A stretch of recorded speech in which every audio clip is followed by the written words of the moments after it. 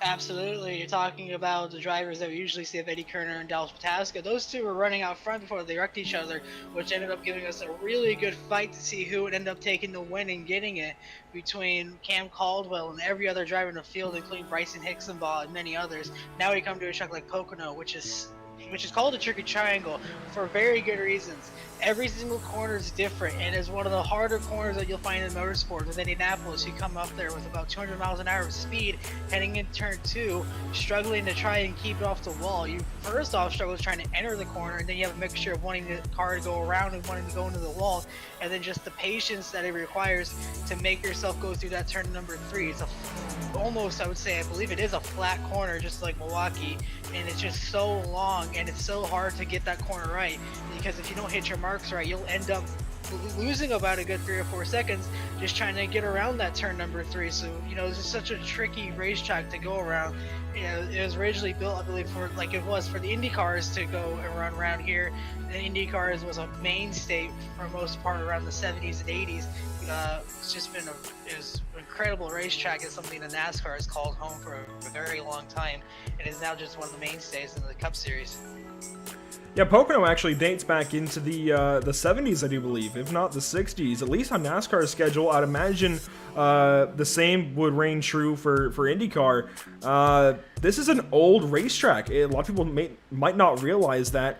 It's one of those tracks that usually NASCAR fans scoff at. You don't want to see a race there. Oh, it's boring, whatever. But it is one of NASCAR's more historic racetracks and just more historic tracks in the country, especially on the oval, or in this case, triangle racing side. So Pocono is really, I feel like, a gem of American motorsport that a lot of people don't necessarily give enough appreciation to. I think it's a great track. It doesn't necessarily always bring the best racing, but that's okay, because you have to have bad races in order for the good ones to be that much more memorable. Pocono is still one of the better, I think, overall tracks in America, at least in terms of oval racing, because, well, firstly, it's not even an oval, but it really puts drivers and cars to the test. It's just completely different, and that's what we need more of, is completely different, unique racetracks. Also want to mention, I had a great script lined up for the start of this broadcast, and I read that off relatively good. I think Noah could back me up on that one. And I realized, as soon as I came back, as soon as I zoned back out from that, I forgot to turn my mic on for that. So Noah heard it. You guys didn't, unfortunately, but hey, sometimes that happens when you're dealing with, well, me. Regardless, we do have some points to go over here, Noah. These guys, I mentioned at the start of the show, we were last with these guys at Sonoma, where Cam Caldwell picked up his first win on the season. They have since run 2 races, actually, going back to Chicago, where I believe Bryson Hicksonbaugh won. I'm not certain on that, so don't quote me there. But I know that Jonathan Hernandez won last night, because this is part of a doubleheader weekend here at Pocono, just like in NASCAR. So these guys running 2 races at this racetrack this weekend. This is the second of those 2. You can see the point standings there on your screen now. You can see the top 7 are all ordered by playoff points, not by overall points. And then the rest of those drivers, 8th on back, are ordered by their points, not playoff points. So this is the way the series lists their points. This is the way we figured we should list them. And you can see Bryson Hicksonbaugh has won almost half the races. I believe when we covered the 600, the ABillion Wood Projects LLC.com 600 at Charlotte Motor Speedway, Noah, that he actually won that race to go up over 500 on the season at the time. Yeah, and ever since then, he's been struggling to try and catch those more wins, because that's when Eddie Kerner showed up, and ever since then, he's been on a tear through the series. Obviously, he hasn't really won, and it's just a question if he's shown up, because I don't even think he's here tonight for Pocono, so he might have decided to leave, which has just opened up the door for a lot of other drivers. But still, there's a lot of big names and a lot left to decide for this playoffs to try and see who gets in and gets out, because we talked about last time out Zach Probst. He was one of those drivers that were on the outside looking in, trying to find his way into the top 16.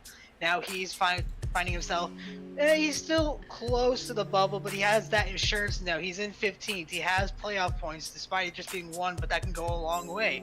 So there's a lot to be decided when it comes to these playoff points and this championship. It just makes it even more interesting to try and figure out the top 16 are going to fight for this Galaxy Cup Series title. Absolutely. So I'll go ahead and get those pesky points out of the way. The fact that Bryson Hixenbaugh somehow has almost 50 more playoff points than anybody else in the field, and I will let you guys look at the grid that we have. Now, I want to mention before we walk down the grid that these guys, they qualified yesterday ahead of last night's race. And again, today, for any drivers who couldn't qualify and then run yesterday, they qualified to just earn their spot and line up in the back 20, or the back half of the field, rather, because the top 20 is actually inverted from last night's results. So, as we walk down our starting grid, you'll see Jonathan Delaney walking off on the pole. He actually finished 20th yesterday, so he was one of the worst drivers yesterday, if you will.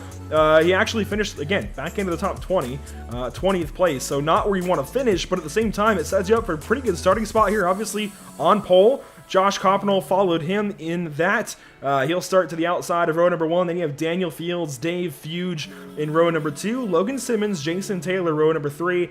Row 4 gives us Cody Bird and Cameron Stone. And finally, to round out your top 10, it's Randy Drumhiller and Rich Petrucco. And then rolling off at 11, you're going to find a number 16 of Ryan Samuelson. Lined up beside him is Dylan Hodgson. Preston McRae, the number 53, is going to line up 13th. Next to Bryson Hixenbaugh, we talked about your points leader. Kevin Steele is going to roll off 15th. Next to Wayne Grassi, one of the drivers we always talk about, one of the hard chargers. He's a guy to look out for. Rolling off 17, you're going to find Jonathan Hernandez and Cody Goza, some of the drivers we talked about fighting for the playoff spot. Speaking of playoffs, lining up 19th, and apparently your runner-up from last night, if the scoring is correct, Zach Probst in the 19th position, and then I believe your winner, you're going to find Eric Wineland in the number 31. No, sir. So actually, Jonathan Hernandez won last night.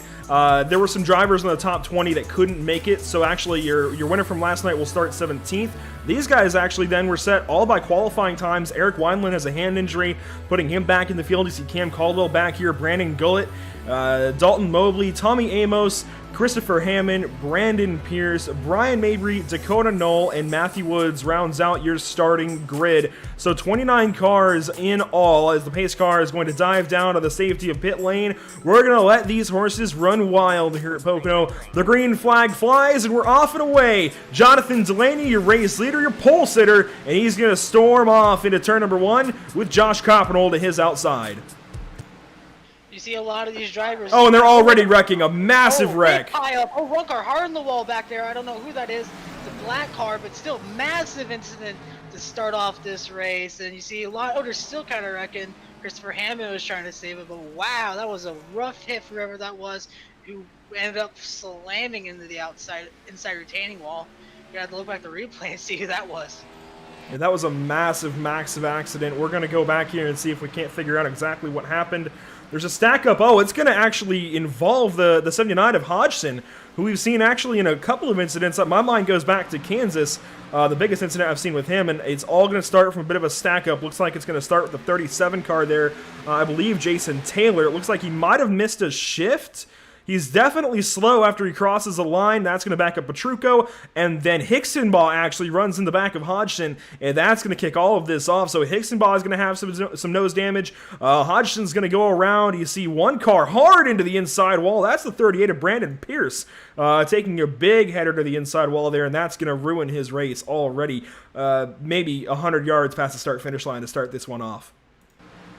Yeah, obviously, you were used to seeing maybe like drivers wreck later on, but they didn't even make it to turn 1 before they started wrecking. So that's obviously interesting to see. Part of the old surface tire spin is something to behold. You see, they were like, okay, that was after the start. I thought they were maybe going forward wide, but yeah, you see just a little bit of an accordion effect because of the 28 of Atmos. That kind of checked up the 38, and then here comes the 36 slamming from behind, and that just ended up piling him into the front and the front end of the wall. A lot of guys on the brakes saying, I'll let you guys wreck it out. But man, that is a lot of good cars that got taken out there. And it's just not the way you want to start your race here in the beginning of a 140 lap race. Yeah, only 140 laps on tap, but that's still a long ways to go here, even though it's 350 miles. We were trying to give you an onboard. Here we go. This is Dakota Knoll. He packs into the rear end there of Brandon Pierce. That's what sent him around, and you see the field completing their first lap under pacing. So a minute, the fastest lap so far, a little over a minute for the rest of the field. Jonathan Delaney, of course, will remain your race leader then, as he only made it a little ways past the start-finish line before all of these guys stacked up and wrecked. You see a few cars ahead of him, though. He's in the Viagra number 6, that throwback to Mark Martin. You're going to see a few guys ahead. That's going to be Eric Wineland, Cam Caldwell, and I'm not sure who that other one is. Looks like that is Cody Bird. These guys, well, 2 of them, Cody Bird and Cam Caldwell, running throwbacks. I don't recall who the throwback is to on Bird's machine. I think it might be Neil Bonnet. I'm not certain on that. I know Cam Caldwell's, though, is a throwback to that of Ryan Newman. So we'll try and show that off here in just a moment. It's throwing it back to his days at Penske Racing, now Team Penske. So you can see kind of there the inspiration. It's kind of a wide shot. But imagine that red is blue, and it's his old Altel paint scheme. So the number 12 paying homage to a previous number 12, Ryan Newman, who of course had his nasty crash at Daytona earlier this year. So glad that he's made his comeback, and he was leading laps today at Pocono. Yeah, a little bit of a pit strategy where Ryan Newman pulled off at the pit and ended up finishing, I believe it was even in the top 10. Just a really good stop on their end, but you might call that a Ryan Newman. I haven't talked to him. I don't know if you have, but to me that looks more like a throwback to Jeremy Mayfield's Mobil 1 car of what he ran when he won here, when he beat Dale Earnhardt Sr. here with the whole bump and run kind of ordeal. I believe it was like, what, 99, 2000? So a little bit, I would say that's a little bit more of a Mobil 1 throwback to the days of Jeremy Mayfield when he ran at Penske, but still a really good car and a really good way to start the race off here in second. Obviously, just way the pit strategy works out, deciding not to pit. But you see a lot of drivers now just kind of now watching their tires, and now the Mangle, oh, now they're taking the waiver on him. Were they a lap down? Yeah, so they all started from the pits. That's why they are positioned. Oh. See, I was going to mention that, and then I got off on the tangent of paint schemes. They all started from the pit lane. They did not elect to start with the rest of the field, which apparently was a good choice because they avoid that lap 1 melee. So they were positioned ahead of the field, behind the pace car. They get that wave around and they'll resume racing. I am going to send you this this image I have, though, of Mayfield's car. I see where you got the inspiration. I almost called it a Mayfield car myself. I definitely see where you made the connection, but it's a bit different from Mayfield's. Definitely similar, but regardless, still a beautiful paint scheme on that number 12 car tonight. Yeah, a little bit of image, my mind blank checks on me. It looked a lot like it. You talk about all these throwback paint schemes. One of the cars that I really liked, and I have, they're all there, the top 3. That 42 car, the DuPont, that is Josh Carpenter. I really love that. It's the throwback to obviously the Rainbow Warrior. It's a beautiful car on that, and more like the late 90s of that car. The Cartoon Network, I believe, was Wacky Racing in the 66, running it back there in 3rd. That's another great car. I'm not exactly sure what Kevin Steele is. He's running a Kyle Petty throwback to his Hot Wheel days, except obviously with the lettering on the Hot Wheels being switched back to Exalted. It's still just a really good play on of a throwback and a really good car. So a lot of amazing designs being thrown out here for a throwback race at Darlington, but right now one of my favorites has got to be that 42 car. A little bit biased being a Jeff Gordon fan, but that is such an amazing throwback to use. We've also got the throwback to one of Dale Jr.'s older paint schemes from the mid-2000s there on Jonathan Hernandez's machine. Saw Tommy Amos and his obvious throwback, Nolan Hodgson as well. But these guys are exiting turn number 3, not turn 4, ready to go back racing and try it all again. Jonathan Delaney with a big jump on the field this time, but don't worry, he'll be caught right back up out of turn 1 if we make it that far this time. You see a big run, about 2 car length gap down one of the longest, widest straightaways. You've seen Indy cars go 5 to 6 wide down here as now they set it off into turn number 1. The 42 of Coppernoll going to get hang out by Fields. He's going to go way wide. That's going to allow the 66 to make a move on the inside. Oh, he got a little bit loose exiting turn number 1. Now he's going to fall back to 3rd and now have to fight Dave Fuse Jr. in the number 04. He's going to fall back there, but still Jonathan Delaney, he's talking about, he's getting reeled in by the 66 car, and now the 04 and the 42 are going to go side by side in the turn again. The 42 going wide, exiting that corner, as now they make their way to that flat, wide corner that is based off the Milwaukee Mile. It's going to be very interesting to see how these drivers can play it through here, and if they can play it safely and not find themselves backing into that wall or loosening it and find themselves in the pit wall on the inside, as they're mostly going to make it off of turn number 3 just fine. They're finally going to complete a green flag lap here at Pocono. Bit of a bumping and banging, a bit of a bump draft down the front stretch. That was a 57 of Cameron Stone giving a shot to the 75 of Logan Simmons, who then gave the benefit off to Josh Coppernoll, who's going to go wide in turn 1, completely misses the corner. Logan Simmons going to go on by. Dave Fuse going to follow loose out of the corner. Is the 42. He goes all the way down to the dotted yellow line, down the Long Pond straightaway, almost blocking the 57 of Stone, but I don't think that was intentional. Coppinol just very loose after missing the corner entirely. Fuge going to go on by. Here comes the 37 of Jason S. Taylor, who is all over the back end of Cameron Stone. Yeah, that 42 car is fighting demons right now. He has been trying to keep it on the bottom side, but he's been stuck on the outside, and that's really been killing him. He's been on the outside for all 3 quarters now, and he's just getting ate up from behind, and he's just losing position after position after position. He's just getting just wallowed whole by all of these drivers, but still the number 6 of Jonathan Delaney currently leader in that 6 Viagra Ford. Running behind him is that Eddie Irvine, that Skittles paint scheme that we saw Kyle Busch run a couple years ago. He's rolling back there in second. The Wacky Racer Cartoon Network number 6 is running in third. Dave Fuge holds on to that 4th spot. Then Cameron Stone in that 57 Heinz throwback. I'm not sure who the throwback to, but a throwback nonetheless. He finds himself running at the top 5. I talked about Wayne Grassy in the 7. He started back there around 15th. He's already made his way up to 8th. So he's making moves early. And then a driver I'm surprised to see falling back is Bryson Higginball, your points leader. He's running all the way back at 21st right now in that Soda Cookies number 63. Just a really, it's not the way we're used to seeing out of him right now. Maybe trying to play the pit strategy and get it out there. But instead of fighting up for the lead, he's fighting back for a top 20 spot against Kevin Steele and Brian Mabry. Well, remember, he's got a ton of front-end damage after packing into the back end of Hodgson on lap 1 after they cross the start-finish. You can see it there on your screen. That nose is completely caved in. It almost matches. Well, there you go. You can see Hodgson there to the outside of him in the Tide Ride throwback.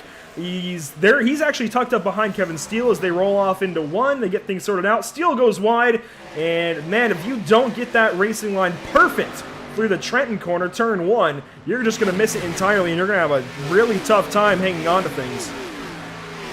And I'm wanting to keep my eye on in the tunnel turn between the 6 and the 75. They are nose to tail right now. The 75 is reeling him in, trying to set him up for a pass. He's going to peek to the inside, heading in the Milwaukee corner. If he can keep it on the inside and hit that corner right, he can hang him out to dry and make him go wide. He could get that lead, unless the 6 backs up the corner. He's not. That's going to allow the 75 to get on the inside. They're going to go side by side. No, he's going to clear him. So new race leader, the number 75 Skittles Machine, is going to lead his first lap here, and he's going to try and hold on.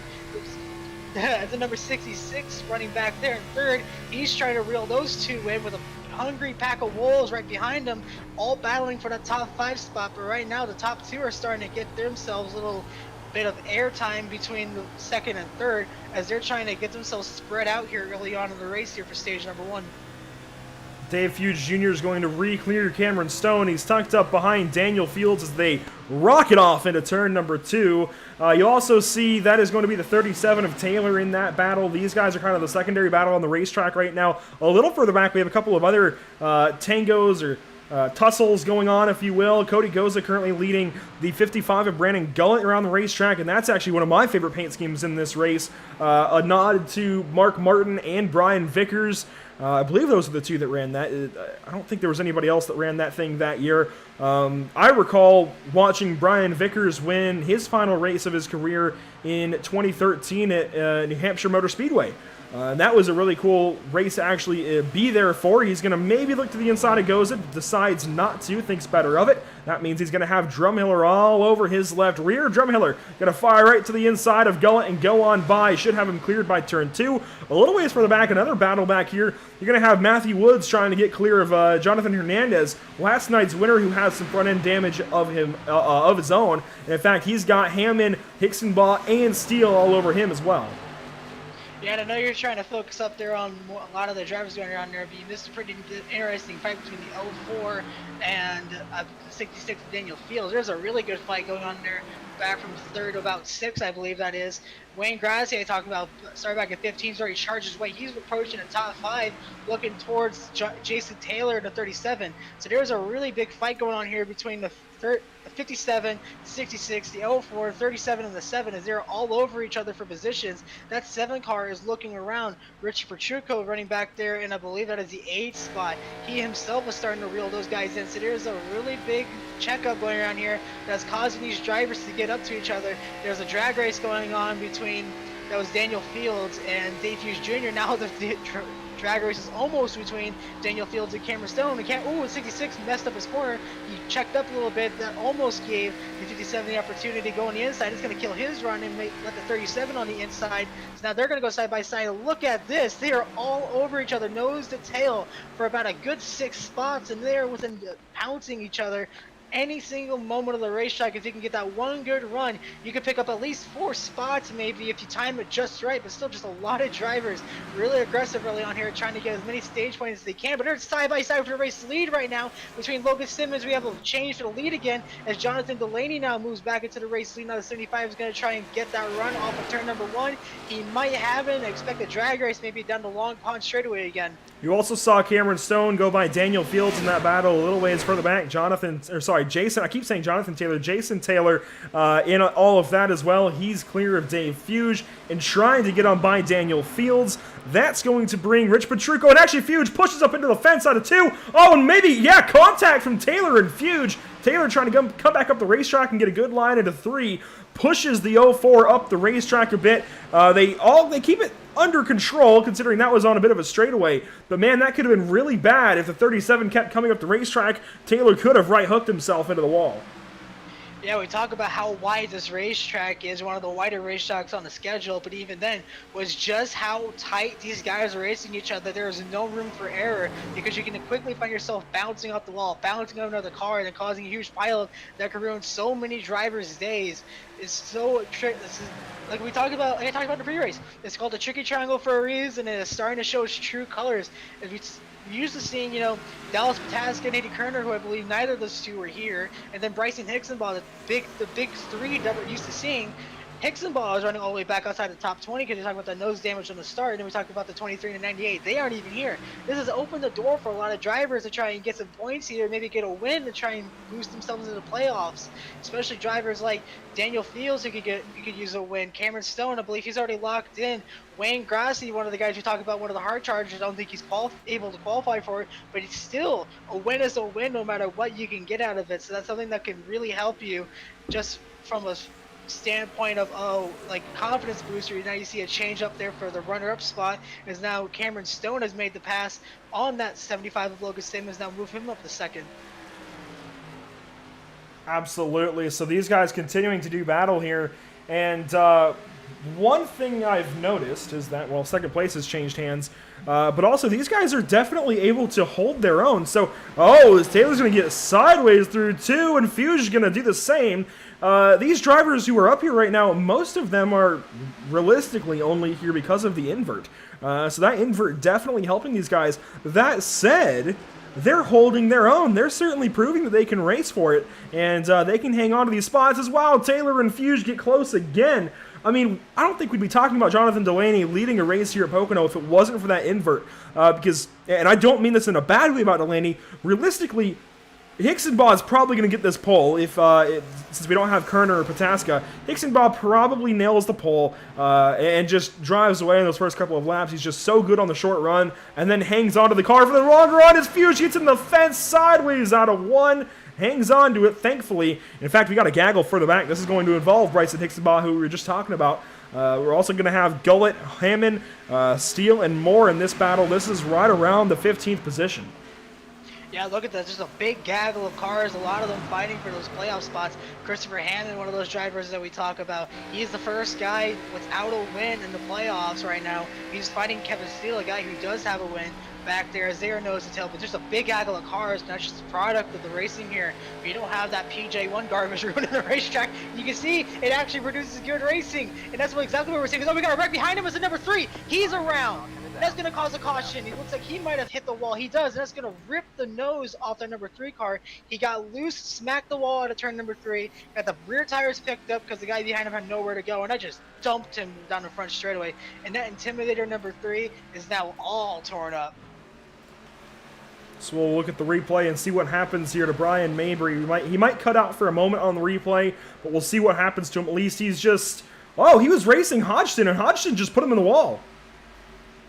Yeah, he just can't. It was kind of a little bit of he came up, he came down. It was just really hard racing coming off the corner, and ended up the only real person that killed is that number 3 car. As now he is going to have to go and get repairs done to that car. That's going to ruin him. You see the onboard going in. Look, talking about that wide Milwaukee corner. It's a real patience corner. You have to be very careful through here, especially on the corner like the outside. And then you see the 79. Oh yeah, you see 79 just washed it up, and that's just gonna turn him, and then just pow! Ooh, right in the barrels too. Yeah, that's a really hard impact there from Mabry. I mean, Hodgson, obviously not intentional, but you can see him washing up out of 2 as well. Granted, I think Mabry was kind of holding him down on the exit of the corner. Obviously, you know, the last thing Hodgson wants to do here is put him in the fence, but realistically, that's all that happened, is he just washes up. He gets a bit tight in the dirty air there from Woods, and he just washes up the racetrack and makes contact and puts him in the fence. And in fact, that hurts the 77 who was behind him, and that was Dalton Mobley. So Dalton Mobley getting some damage as well. I believe he collected the back end of Mabry's car. I'm not totally certain on that, but he's got some damage there. In fact, we can go back to the replay. Yeah, no, he's going to get a lot of damage out of this, actually. He completely loses the front nose out of this one. Yeah, and that just ruins the race for them. It's a little bit of a thing we talked about. You know, we're starting to get into the run. You're going to start to see these tires fall off, and this is a tire killer track a little bit. So it's going to get really tight coming off the corners, and that's just kind of what happened. They've been running so hard. They're just murdering their tires right now. But regardless, those 17 laps, I can't believe it was only 17 laps.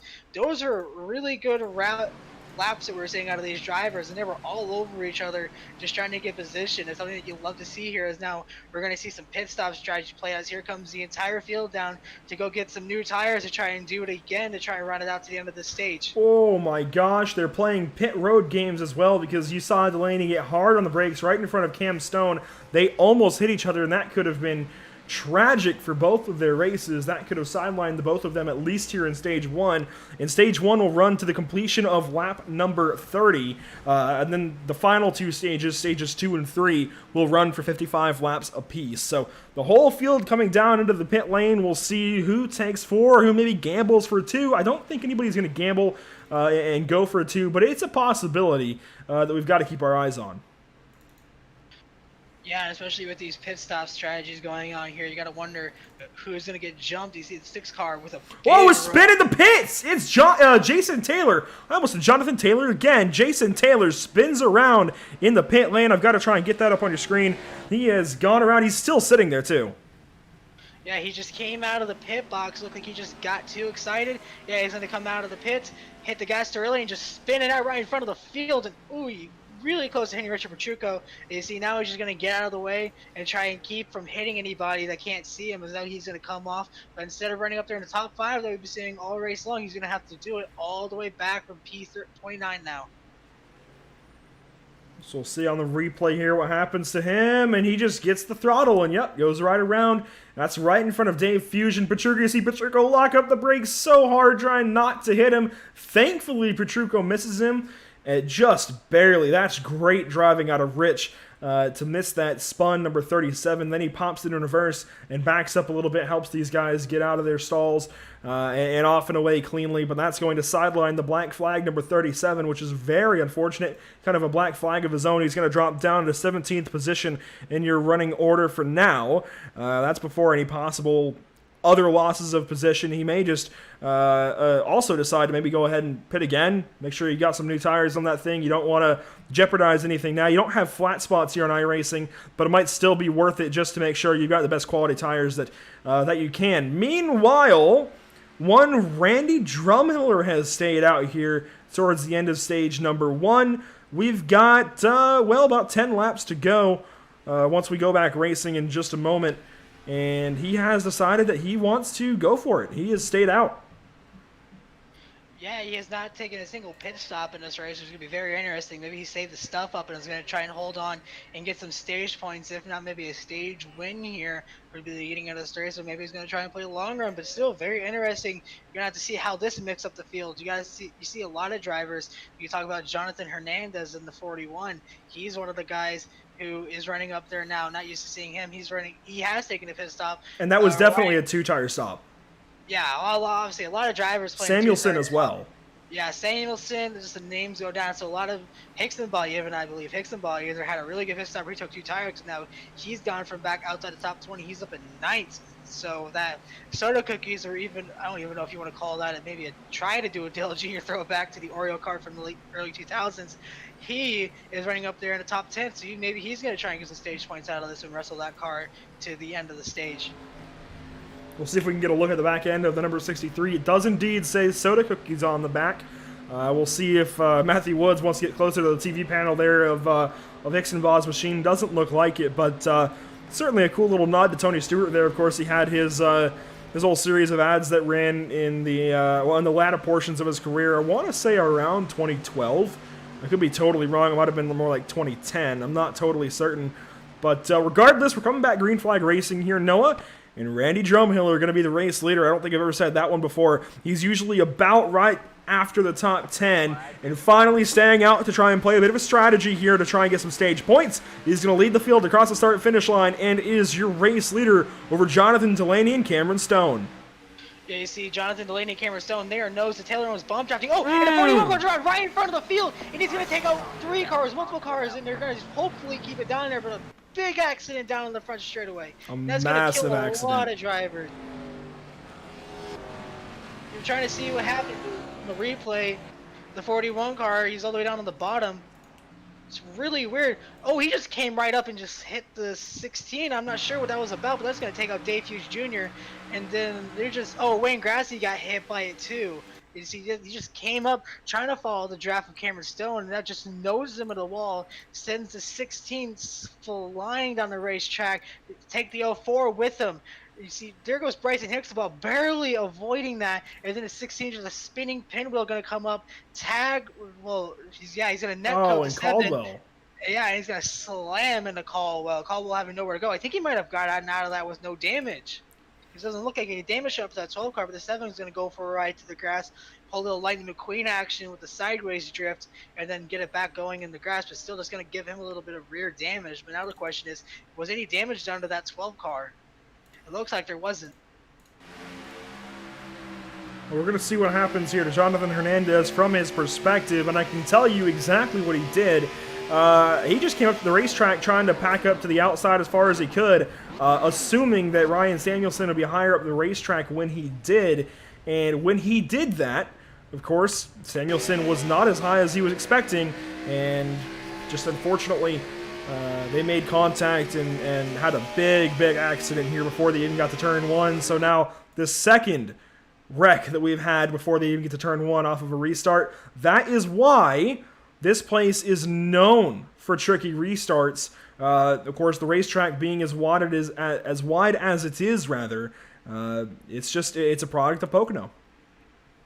Yeah, and it's really sad to see that, because that's the Save the Music card that Dale Jr. had for him. And on that throwback, and being a musician in high school, seeing a car like that in NASCAR is something that I love seeing. And so, it hurts to see that car get destroyed. But man, you see the onboard with the 7 now. They're going up through the gears to talk about just how tricky it is with the tire spin because of how old the surface is. And now you just see it trying to get through it. You can't really see too well out the window, I would imagine, right now, because I can't really see. Just spinning on the racetrack, almost had him in the 16, just barely netco tags him, and then it just sends him for a ride. Luckily, he didn't get hit in the nose and didn't destroy that car. So I'm not imagining there's going to be too much damage in that car, but that's going to put a damper on things. Yeah, he already had the damage, so it might have just been the netco hit that sent him around, so he might not have any damage out of that. It just maybe a little scuffed tires now because of that. So you see it from the blimp that time into 1, and man, that's just... It's so unfortunate to see these guys get caught up in those incidents, but you can certainly understand why they're all doing that for those positions. It is worth mentioning, Randy Drumhiller only led those couple of laps into that caution and then pitted. Your new leader, Jonathan Delaney, resuming the race lead, actually, after Drumhiller stayed out the previous yellow. I'm not sure why you would stay out and then not stay out this time. I'm going to be honest. I think, especially in Drumhiller's position, after getting that second caution, you would 100% want to stay out right here and try and salvage some stage points, because now you have an even better chance of doing so. You may as well. Yeah, you don't know. Maybe in that one corner that he had, he realized, oh, this isn't going to work. So he just decided, I'm going to go in there because his tires and just hold on. But still, it is weird to see. I'm not going to deny that, but I can't blame him for just wanting to do it, get those tires, and then try and survive. But because of this caution, that boosts Bryson Hicksaball now up to the 4th spot. That also boosts Kevin Steele up there to the 5th spot. And now you see they come down the front straightaway. Caution lights are still on, as now they're going to double. Now they're off, so we're going to go 1 to green this time by. And then you see the field going by the start finish line. They're going to double it up again, and now we're going to see who's going to get it. Now you see Bryson Hixenbaugh in a position to get a stage when he's one of the faster drivers. Now we get to see, was it just traffic holding him up, or does he have a car that can get that clean air and run around this racetrack on rails? So it's going to be very interesting to see what these two could try and do to hold up to 63 if he does, in fact, have the setup to win this race. Also want to call attention to the graphic on the left side of your screen. 3 cautions now for 8 laps. I believe that'll tick right on over to 9 once they complete this lap under yellow. We've had 5 lead changes officially. Of course, they might vie for position and swap spots on the same lap, but it might not always count as a lead change if they don't come back to the start-finish line as your race leader. We've also got some weather information of very, I think, okay. We'll say okay. 77 degrees here in Pocono, Pennsylvania. The track temp, though, right at 101 degrees. Very calm winds out of the north. Not really impacting this one from the looks of things. Definitely, I think a nice day for racing here in Pennsylvania. Of course, some rain usually impacts this race in real life. Thankfully, at least for these races, we don't have to worry about that here in the sim, Noah, because if so, I guarantee you, it would be cloudy, it would be trying to rain, because that's just what happens in June at Pocono for some reason. We saw the race get called in NASCAR a couple of years back for fog. Even it wasn't necessarily even the rain, it was the fog that came after the rain that called that one and kept us from getting some racing in. So weather always playing a factor, usually here at Pocono. Thankfully, at least for these races, we don't have that on iRacing. The green flag is going to fly once more. Jonathan Delaney, your race leader. Delaney's going to get out to an early jump. That's going to let the 57 fall back there in second. Kevin Steele almost making it 3 wide back there for the third spot. He's going for it. The 66 is going to clear Hixenbaugh, and now they're going to sail off into turn number 1. But Steele with a really good restart. Now he's going to run off there. Oh, they're going to go 3 wide almost off of turn number 1. That's going to get Hixenbaugh as he feels now clears them for third. Hixenbaugh looking to the outside for fourth. And then here comes Richard Petrucco, not too far behind him. He might try and do something there. And now Kevin Steele's going to try and hold on to a top 5 position. It's really hard racing on here on this restart. Kevin Steele trending in the wrong direction right now. He's gone from what, I think 3rd on that restart to now 7th. He's going to lose some more spots here. Here comes Hodgson and Probst all over his TV panel out of turn number 3. Probst to the inside, Hodgson to the outside, and they are going to try and go on the attack of that Exalta 44. Meanwhile, they're sorting it out ahead of him. Hixenbaugh and Fields are battling. Usually Hixenbaugh is passing Fields to lap him. It's not quite that way tonight. Meanwhile, Jonathan Delaney challenged for the race lead because Cameron Stone just took it with assertion as well as Hixenbaugh is going to go through to 3rd. He had the damage at the start of the race, he got it fixed, and suddenly he's right back to where you would expect him to be. Yeah, I was waiting for you to stop talking there for a sec because of the fact that they were side by side down that third straightaway going into turn number 3. They're side by side from there all the way to turn number 1. Those two are fighting hard there for that, but luckily you're able to notice that those two are fighting hard for the race lead, and they're all over each other. They're really holding on to and throwing everything they have at it. Now Cameron Stone trying to defend up that 6. The 6 is going to have the run. He's going to peek the nose in there. That's going to allow the 63 to catch up a little bit. He's about a second behind those two, trying to catch up and get up there to the 57 and the 6 to try and make it a 3-car fight. Still nose to tail down the first straightaway, sailing off into turn number 1. He's going to peek to the inside. They're going to go side by side through the corner. He's not going to be able to make a stick, but neither can the 57. He's going to wash up, and that's going to let the 6 go on the inside. Now they're going to side by side down the long pond to try and see who can clear who before going to Indianapolis. Kind of Indianapolis. I guess, you know what, we can go ahead and call it Indianapolis. We'll call turn 1 Trenton. We'll call turn 3 Milwaukee as Hixenbaugh is going to sit behind this. And, well, he's going to drive right up to Cameron Stone. So it's a 3-car race. Petrucco trying to join these guys. He's not so far back himself, so maybe a 4-car battle for the lead here shortly. And this is nearing the end of stage number 1. Remember, it's a 30-lap stage here, this first little jaunt, if you will, a sprint. No pit stops necessary, but with those 3 cautions that we've had already, they have pitted mostly all 3 times. You had a few guys only pit once, a few guys only pit twice. There's now lap 27 of 140, and Stone and Petrucco each going to dip down to the inside and try and pass. Oh, you see the 6-car wash up into turn number 1. It's going to let the 57 stick on the inside there. They're going to go side by side, maybe clear him. No, not yet. So they're going to go side by side down Long Pond once again, heading up to Indianapolis. Bryson Hixenbaugh, Rich Petrucco. You see Petrucco clearing them for the third spot is now they're going to try and reel in those two. They're still side by side. They are going door to door, tooth and nail, as now the 27 starting to reel it in. So it's about to be another 3-car fight for the race lead. But an update on some of the drivers. You talked about Eric Weinland starting from the pits with that hand injury. He has decided to retire, saying enough is enough. So his day's done here at the Tricky Triangle. Going to take his points, pack it up, go home, and hopefully try again next week with that hand injury. Obviously, going to give him a handicap. Luckily, he has the wins to not have to worry about it. But still, Richard Pachuco now making a 3-car fight, heading off into turn number 1. It's 3 laps to go here at Pocono for the battle for the stage 1 win.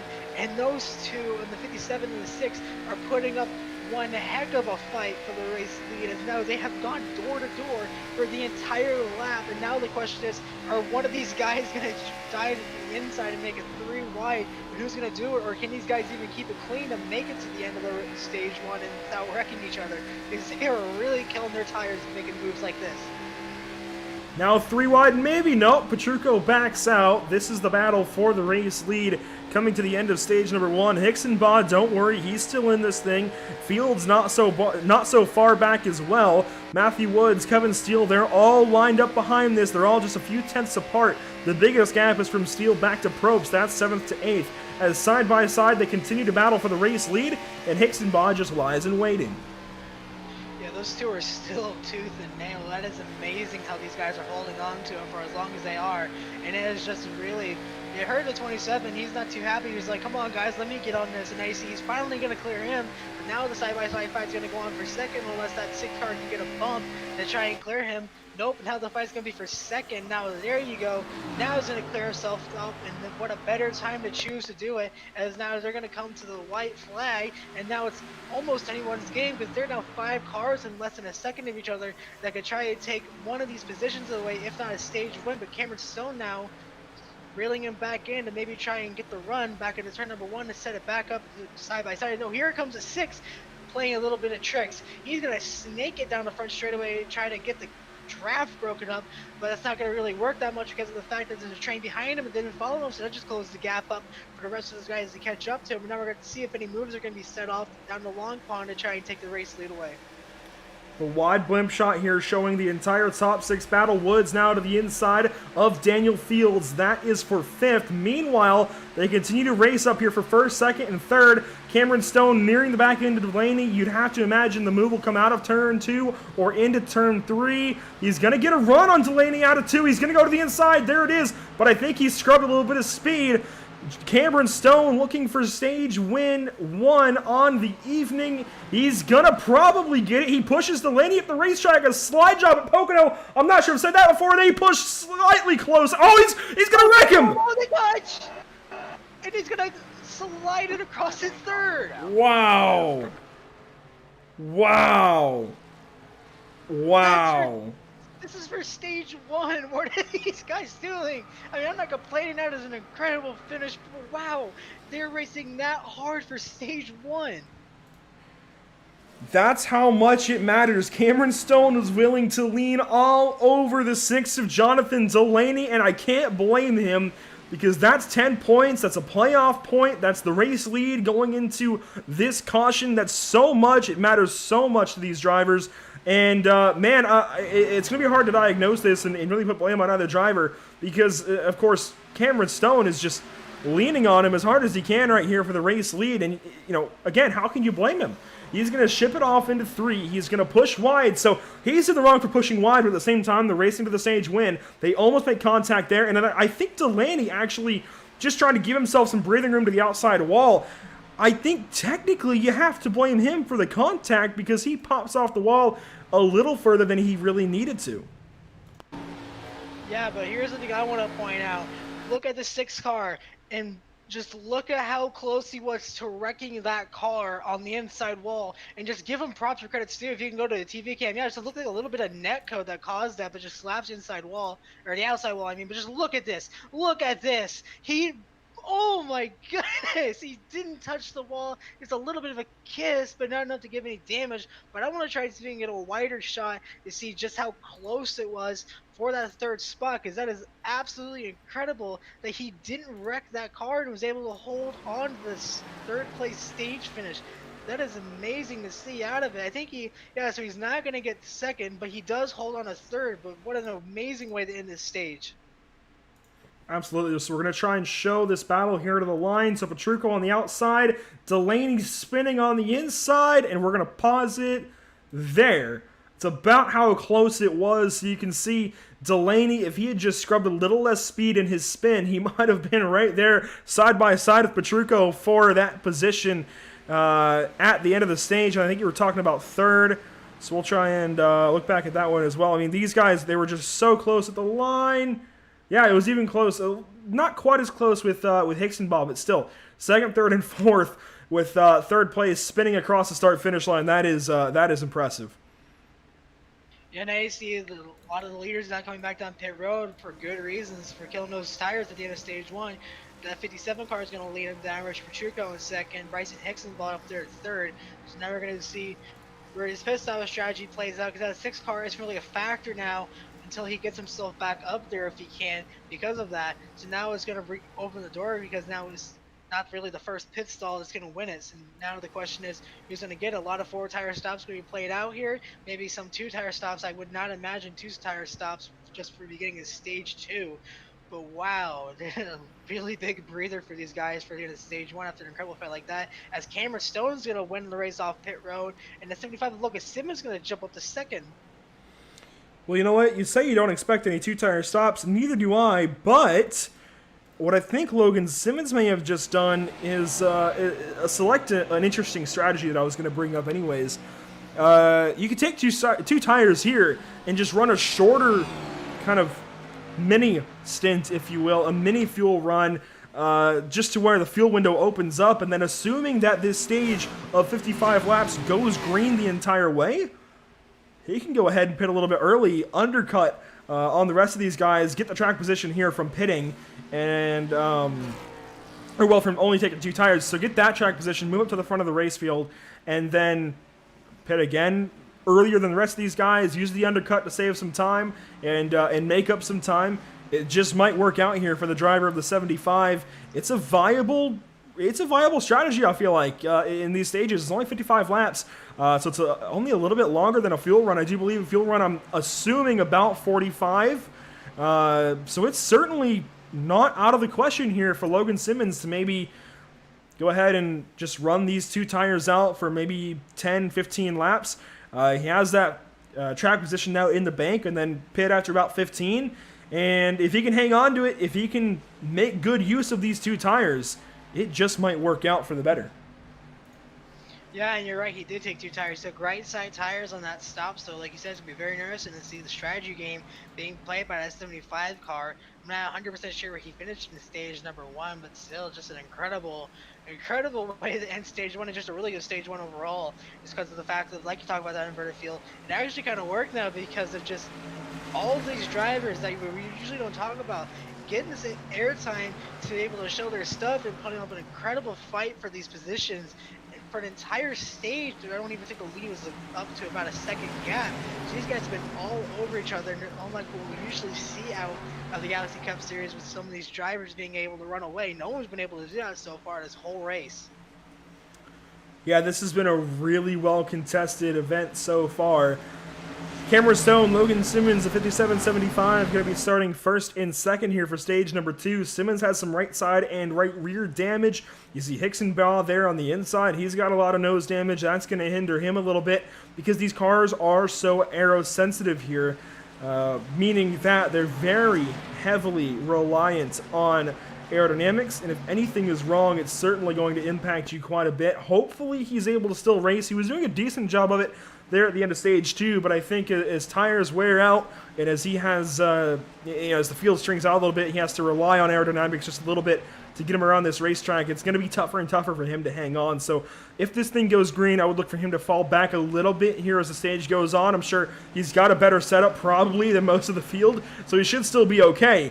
but don't be surprised that the 63 doesn't necessarily contend for a race win after this one. Meanwhile, we're going to come to the restart. We're going to let these engines roar to life. Well, they've been alive, but roar back to life and back up to speed here across the start-finish. Cameron Stone, your race leader. Hickson-Baugh now second over Logan Simmons third. Yeah, Simmons did not get that good of a jump on the restart, but we've been seeing a lot of, if you're the leader on a restart, they've been jumping up to about a single car lead, almost a whole car length gap to second, and that's going to let him get the gap to breathe going into turn number 1. Bryson Hickson-Baugh, who we're used to seeing. Whoa, Daniel Fields! Second. It's Daniel Fields in that 66 Wacky Racer, number 66. Oh, he loses it, and he's going to hold on to the brake and keep it from hitting anybody, but that's obviously going to bring out a caution. Well, wow, what a great job at 66 with that brake control, because he could have easily sent that car flying back up on the long pond and just killing the field, much like we saw in 2009 with the Casey Kane incident where they went up into the trees. Well, obviously, he came with the catch fence now, but wow, what a really good job on the brakes by 66 to keep that car from pile driving into the field.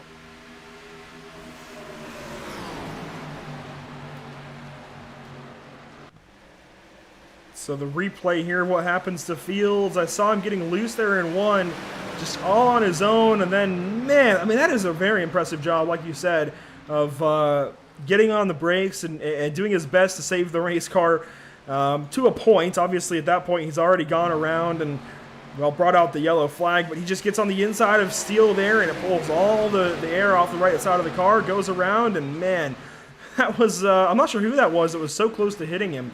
We'll see if we can't find out here on another edition of this replay. We'll try and find out who that was in the Steve Park throwback. I'm not totally certain.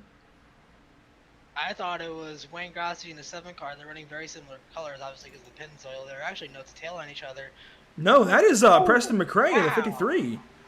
Yeah, he actually got a little tail happy trying to avoid that as you saw there. You see in the onboard, setting off in the turn number 1, just a big pack of cars. He's on 66, he a little bit voiced his frustrations about how aggressive that we can talk about. This is the 3rd time on the first attempt for a restart they've wrecked now, causing a caution. Just look at this. Wow! Holds on to it, almost loses it, and that wouldn't be the first time that a Pennzoil car has lost it on the long pond straight away. Obviously, back in what Steve Park had that exact same paint scheme, doing a little bit of air ballet down to the grass and the Armco barriers. Now, obviously, safer barriers, but yeah, really lucky save there for not killing that machine. So we're going to go ahead. We'll step aside here for a moment. We'll let these guys kind of do their thing under this caution. We'll be right back to you. If you are out in Facebook land, YouTube chat, what have you, go ahead and let us know where you're watching from. Let us know who you're pulling for, and we'll try and talk to you a little bit when we come back. We'll watch out, obviously, for whatever you say, and we'll be right back here at Pocono. Don't go anywhere. We're going to leave you with sights and sounds from the racetrack. We're just going to step aside, clear our throats, grab something to drink, and we'll be right back to you.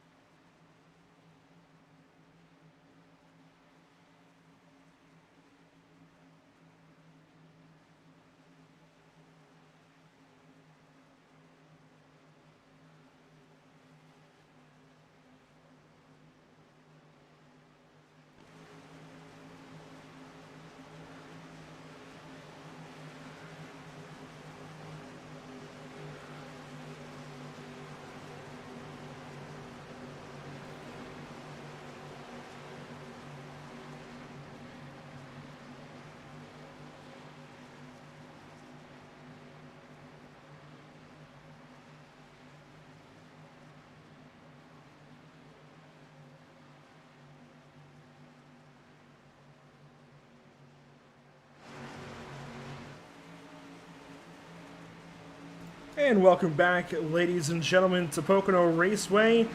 These guys are just about to go back at it here. The restart after the completion of stage number 1. Cameron Stone is your race leader, and he's going to fire off and away here in just a moment. You see the iRacing pace car going to dip off to the safety of pit lane. They go back, green flag racing. Cameron Stone, your race leader. Bryson Hicksonbot at his outside in second. Petrucco third. Simmons fourth. Steele fifth. That's your top 5 as they race down into 1. Cam Caldwell going to look to the inside of Kevin Steele. And not too much else happening further back in the field, actually. Mostly double file into the corner as well. Hicksonbot going to make a statement here, charges to the outside and noses ahead for a moment. Meanwhile, Cameron Stone gets that big run on the inside, and it's just a, I don't even know what to call this, a big gaggle further back. It's almost going to be a bloodbath as they go off into turn number 2. Matthew Woods leading this one. Petrucco goes to the inside of Hicksonbot. Goza's going to wash up into Woods and push him out to the outside of the racetrack. He almost catches the fence. Jason Taylor in behind him. Wayne Grassi behind that. One of the products of these restarts has been very aggressive. You see the 37 now battling the 7. He comes down on him, almost like there's going to be contact there. It's going to force the 7 to the outside of the 55 as everyone jostling, or I'm not sure what it is, jockeying for position out there, doing everything they can. But right now is Cameron Stone, your race leader again, rocking it away with the race lead. 75 of Simmons on the inside of Richard Petrucco back there for, I believe, that is the third spot. Oh, Petrucco got shoved wide. I'm not sure if there was contact or not. That 27 car went way wide into the corner. He's going to lose spots. He falls back, now battling the 48 car. So now he's starting to fall back really quickly back there to about the 8th spot. As now still Cameron Stone leading the way. Hicksonbot trying to play catch up, and now Petrucco battling back there. Talked about with the 48 of Matthew Woods, Cam Caldwell, Kevin Steele, all within that as they start to distance themselves again to try and get this stage 1 underway. It's funny you say that Hicksonbot is trying to play catch-up to Cameron Stone, who's running that Hines throwback. I think that's just absolutely fitting. I don't think that was even intentional, but that was perfect. As, yeah, Hicksonbot is just working the draft to try and work his way back towards that number 57 as they go off into turn 1. Kind of tandems right now as Simmons is going to lead Kevin Steele into turn 1. Petrucco falling a little ways back, but he's got Matthew Woods to keep him company. Don't worry, I think he's going to be all right. As meanwhile, Jason Taylor finally clears Cody Goza, and that's going to be the 55 of Matthew Gullett, pulling to the inside of the 88 down the back stretch. Now he falls back in behind him. Nolan Hodgson is going to dip down to the inside, and he's going to send it into 2. He finally checks himself up a little bit and does not go to the inside of Gullett, but still slows that 55 car down. Yeah, and a lot of drivers trying to make their way around this corner. They've been running really aggressively this entire way around. And you're just seeing more and more cars doing what they can to try and hold on, as now they go about single file for the most part. Tommy Amos really fell off on the restart. I think he started up there with the leaders. Now he's finding himself falling way back, as now they're going to go side by side for the race lead between Hicksonbot and Stone. And new leader again going into turn number 1, give with that 63 car, as now he's going to try and run away with the race lead and try and create the gap. And now the 57 is going to pull the crossover, and now we got another drag race going down the long pond straightaway heading Indianapolis, and the 57 is just going to clear him, no problem whatsoever. As that 57 car is really putting on a performance of its own here today, as he's not really had that much of a fight being put up from the 63. But now the question is, can Jonathan Delaney, because that's the guy who's really been a kryptonite all race long, he's back there, he's almost about peaked his way up there to the top 10. He's finding Randy Drumheller back there for the 13th spot. But we talked about, there's a lot of drivers now starting to single file their way out, create a little bit of that gap to try and get it to the end of stage 1 to be able to actually make it to the end of stage 2 to go and fight it out for those final stage points heading into 3. Jonathan Delaney trying to win his home race here at Pocono. He finished 20th last night. That's why he started on pole. Currently 13th, and it's just not going well for him since that contact with Cameron Stone to end stage 1. Very unfortunate that things went that way, but it's produced some great racing up here for the race lead, as Stone has had to deal with Hicksonbot, who has really been surprising me here these last few laps, battling back from that damage, and is just doing a great job of it. Kevin Steele now through to 3rd place, kind of on his own right now as well. Also very surprising to me that he is doing so well with the damage that he's got on that race car, and really just, we don't usually talk about him as a 3rd place driver. Usually he's a little ways back. He's like Randy Drumheller, usually just outside that top 10. So really cool that he's in the top 3 as Logan Simmons sideways out of 3. and he's going to have company now from Petrucco into one. Yeah, when we talk about Kevin Steele, he has that win, so he's locked into the playoffs. So I'm not sure if it was a lucky win or maybe he's just having a few bad weeks because he's had a couple top 10 runs that we've seen out of him in this series. So now he's actually starting to pull his weight and make his name known again. You see Matthew Woods on board, fighting Logan Simmons up there for the potential of a top 5 position. As now they're going to go side by side with the long body, about up to the rear wheel of him, and Simmons is going to back off. They're going to go side by side to Indianapolis. They're going to go real close, almost make contact, and not too far behind him is a 7 of Jason Taylor, and then a 12 of Cam Caldwell. So those two are about a 4-car fight there for the 5th spot. And now another guy we usually don't talk about, a guy who on the first race that was involved in one of the earlier wrecks, Cody Goza. Now he finds himself running up there. So we talk about always these big gaggle of cars running up there towards the end from 5th through 10th. That's happening again, as now the top 5 start to create their gap a little bit. The whole fight for the last of the stage points is really starting to heat up again as we're approaching the final 10 laps or so of stage number 2. And Cody Goza did not finish in the top 20. I know it says that he started 18th, which with the invert would make you think that he finished 3rd. He finished outside the top 20 though, and 3 cars from last night's top 20 just did not elect to show up here for race number 2 on the weekend. So he started 18th by virtue of qualifying times, but doing pretty well, sitting right inside the top 10 right now in 10th, trying to get some time here on Brandon Gullett, who is now challenging Cam Caldwell, who got his first win of the season not so long ago, a couple of weekends back at Sonoma. Yeah, he put up a really good finish there. Obviously, by virtue of the incident that happened between Pataska and Kerner, but ever since that wreck happened, he ran away with it for the rest of the race, and that's exactly the kind of stuff that we're seeing out of him now. Ever since then, he's kind of been on rails. You talk about running up there around the 8th position. Obviously not the best run that he would have liked, but still, he's doing really well for himself. He's holding on to that top 10 spot, and with that win, that gives him such a big breathing room. Now all he has to focus about is getting that insurance that we talked about. Because now instead of having to worry of having enough points to make it into the top 16, now he's trying to get as many stage points as he can to make it to the round of 12. Because now he's locked into that 16. So now his main focus is trying to get as much as he can to try and better himself to give him a better chance in the playoffs. But obviously the number one way to do that is wins, but another way you can do that is just by getting as many points as you can by the time the field wraps out in Daytona. Yeah, the only driver with multiple wins on the season is Bryson Hicksenbaugh, so any of these drivers who has one win is Caldwell going to lose a lot of time out of 3. You saw him getting really close to Simmons out of the corner, and he had to check up, get out of the throttle, and he lost a lot of time down this front stretch. You have to be careful of that, because if you do have to check up out of 3, that's exactly what's going to happen as Hodgson and Goza both run really wide in turn 1. It's going to pay off maybe for Goza. No, he's still going to lose time. Hodgson loses a couple of spots as well. But, man, those guys were pushing the cushion, which is a Pennsylvania thing, just not here at Pocono. Meanwhile, as Hodgson's going to try to battle back to the inside of Drumhill, and my point is that any of these drivers who have one win, or even a driver that's winless right now, could go on a winning streak, win 2 races, and lock themselves, at least for now, pretty well into that second place going into the playoffs. Because, well, I mean, 2 wins is better than 1. So that would be currently runner-up to Bryson Hicksenbaugh with his 8 wins on the season. Speaking of second place right now, an update on that. We talk about Kevin Steele, who we usually don't talk about. He's actually moved his way up into the second spot. Bryson Hicksenbaugh has fallen back to 4th right now. So there's something about that car. Maybe it's just the tires later in the run not working well for him. But regardless, that boost that 44 car up to 2nd. We haven't really seen the leader been able to stretch out much of a gap, and now it's the case. The gap is about up to 1.5 seconds between Cameron Stoney and Kevin Steele. And now the fight is just going on there for the runner-up spot, as Richard Petrucco has been trying for the last couple of laps to try and clear him for the second spot, but to no avail. As an update now on some of the drivers that have retired, one of those drivers in that now is Dave Hughes Jr. in that 04, who was running up in the top 5, but was collected in that accident with the 41 car on the restart that caused that giant melee down in the turn number 1. But now the fight is between the 27 and the 44, as they're going to go side by side down the front straightaway. Nose to tail, the 44 is going to get at that time by, but now Petrucco is going to maybe try and send it up the inside going into turn number 1 to try and clear him for that second spot, but still there, just door to door, which is allowing that 57 car to open the gap even more.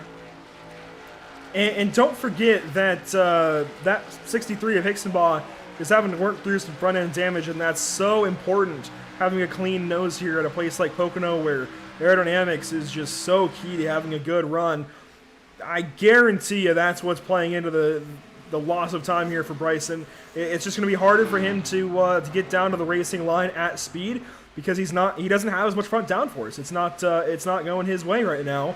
And of course on the straightaways he's going to be down on speed as well. It's just not quite as streamlined. And speaking of aerodynamics here at Pocono, something we're talking about. I was watching the NASCAR Cup race earlier on Fox, and something Jeff Gordon mentioned actually was the fact that these teams in real life have engineered the cars with aerodynamics to create a negative pressure underneath that rear window down the straightaways, through the corners, and it actually lifts the roof flaps up just a little bit, and then down the straightaways it slams them back down. I think it's reversed. No, they pop them up down the straightaways. That's right, to get the air off the rear spoiler. It comes back down in the corners to provide rear downforce to keep the car straight. I wish that was something we could do, streamlining the car, trimming it out like that here on iRacing. Unfortunately, even with open setups, it's just a shortcoming right now. Maybe we'll see it one day. You saw Matthew Woods get by Hixenbaugh there with a 63, headed in the wrong direction. Again, I think it's because of that lap 1 damage. Yeah, just a little bit of aero damage can really kill you. It's something that we see in the restrictor plate racing too. Something back in the NR days of what would happen if you would have just a little bit of damage. It's not enough to kill the motor, but if you're in a pileup and the motor's just fine, but you have the damage, you can still run it. But if you're by yourself and you're leading the train, it's not going to work. The only way that you're going to be able to stay with the lead pack is if you're right on the back bumper of somebody to help push you through that air. And sadly, that's just the case that's going on for Hixenbaugh. He has enough damage to run up there in the top 5, but he doesn't have the damage to be able to make his way up by himself. He needs somebody with him to be able to push him, and that's just not what anybody's willing to do. They're going to watch him just fall further and further back, as now he is running back almost at he's in 5th, about to fall outside the top 5, as now this 37 is closing it in little by little by little, as he's had a really good turnaround ever since that spin on pit road from the last caution. So he's started to reel himself back up there to try and get something going. And you see back there, he's currently in the 5th position, so really good way to run there for that 37. Now he looks at the inside of the 48 car down the front straightaway. So the Texan Jason Taylor going to battle Matthew Woods off into turn 1. Looks like he'll clear him. I wonder if maybe Jason can get a Texas college. We'll just leave it at that because I know there's rivalries there. A Texas college on his car next week to battle Matthew Woods again, and we can have a battle of colleges. Regardless, the University of Kentucky, number 48, going to fall victim to the number 37, at least for now. They're going to race off into turn 2, and it looks like Woods going to head in the wrong direction. 37 just faster on this long run. And the driver that he's going to have to contend with next will be Kevin Steele, the Exalta 44. We're talking about him not really usually being in this kind of a position, running up front. He's doing a great job. It looks like he's made to run up in the front right now because he's just doing a really good job of hitting his marks, just doing what he needs to do right now, and I think he's actually maybe even catching up a little bit, little by little, to Rich Petrucco. Speaking of Rich Petrucco, I've noticed these last few laps he's made up a little bit of time back on Cameron Stone. So while he's fallen back to almost 2 seconds behind, it was over 2 seconds not so long ago, he is starting to reel the 57 back in little by little. Meanwhile, battle for the back end of the top 10. This would be for some stage points here between the 79 and 75 of Hodgson and Simmons, respectively. This would be for 2 and 1 points here at the end of stage number 2, which will come out at will end at the completion of lap 85. Yeah, you talk about the 75. We were talking, he needed a caution to be able to make the strategy work, and that's just not been the case. It looks like he actually has a bit of right front damage on that nose, which is going to really hurt him a little bit and cause maybe a little bit of tire up. So obviously he's slapped the wall trying to keep these tires in mind. But yeah, he always took the right sides. He was trying to play a strategy game that's just not working out for him, as now that Irvin throwback car is now having to fight off. Instead of fighting for the 9th position, he's trying to fight off Goza for the 10th position to try and hold on to that last stage point, just trying everything he can to try and hope for a caution and maybe try and get that strategy opened up. But right now, it is just not working for him, as he is just holding on to that thing for dear life as much as he can. And it's really going to help Goza, who himself is trying to turn the season back around to try and get some momentum going on into the later half of the regular season. Yeah, Cody Goza has just had a really wild time recently. We're on board with him right now, looking at him wheel this thing, and you can see how much he's trying to play with the wheel, try and wheel the car in the right direction. He's really had a rough time these last few weeks. He's starting to turn it back around just a little bit as he's got Logan Simmons now in the rearview mirror. He actually just completed that pass on the 75, so he'll now have Nolan Hodgson out the front end, out the windshield. So goes headed in the right direction for the most part. He does move up into 9th place, as it's worth mentioning Jason Taylor just pitted. So that's why he's up into 9th instead of 10th, because Jason Taylor is headed down the pit lane for service. So this is what I thought we might see. Oh, who was it that took 2? That was Logan Simmons. Logan Simmons, that's right. This is what I thought Logan Simmons would do. Instead, it's going to be Jason Taylor that makes the first move down the pit lane, and this could be good for a stage win, or at least good for some spots here, considering he's going to run faster lap times than the rest of these guys. Yeah, and we're trying to figure out, we have a little bit, there it is. Okay, I had a little bit of an issue with the connection. I think it might have been paused. I'm not sure. I lost a little bit of the view of the 57 car, but an update on a driver that lost their connection is Cam Caldwell. So talking about the momentum after that Sonoma win. Luckily, he's a lot good, so have to worry about it. But obviously not the way he wanted to do. Another driver who disconnected, Christopher Hamon in the 17.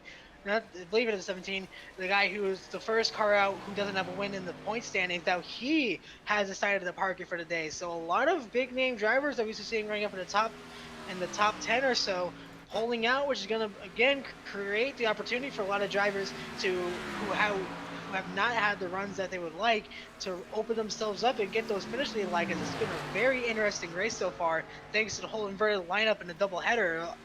It wasn't really something that was open to, but if we could see something like this in the real life NASCAR, that would be incredible, because this has just been an incredible race from start to finish right now.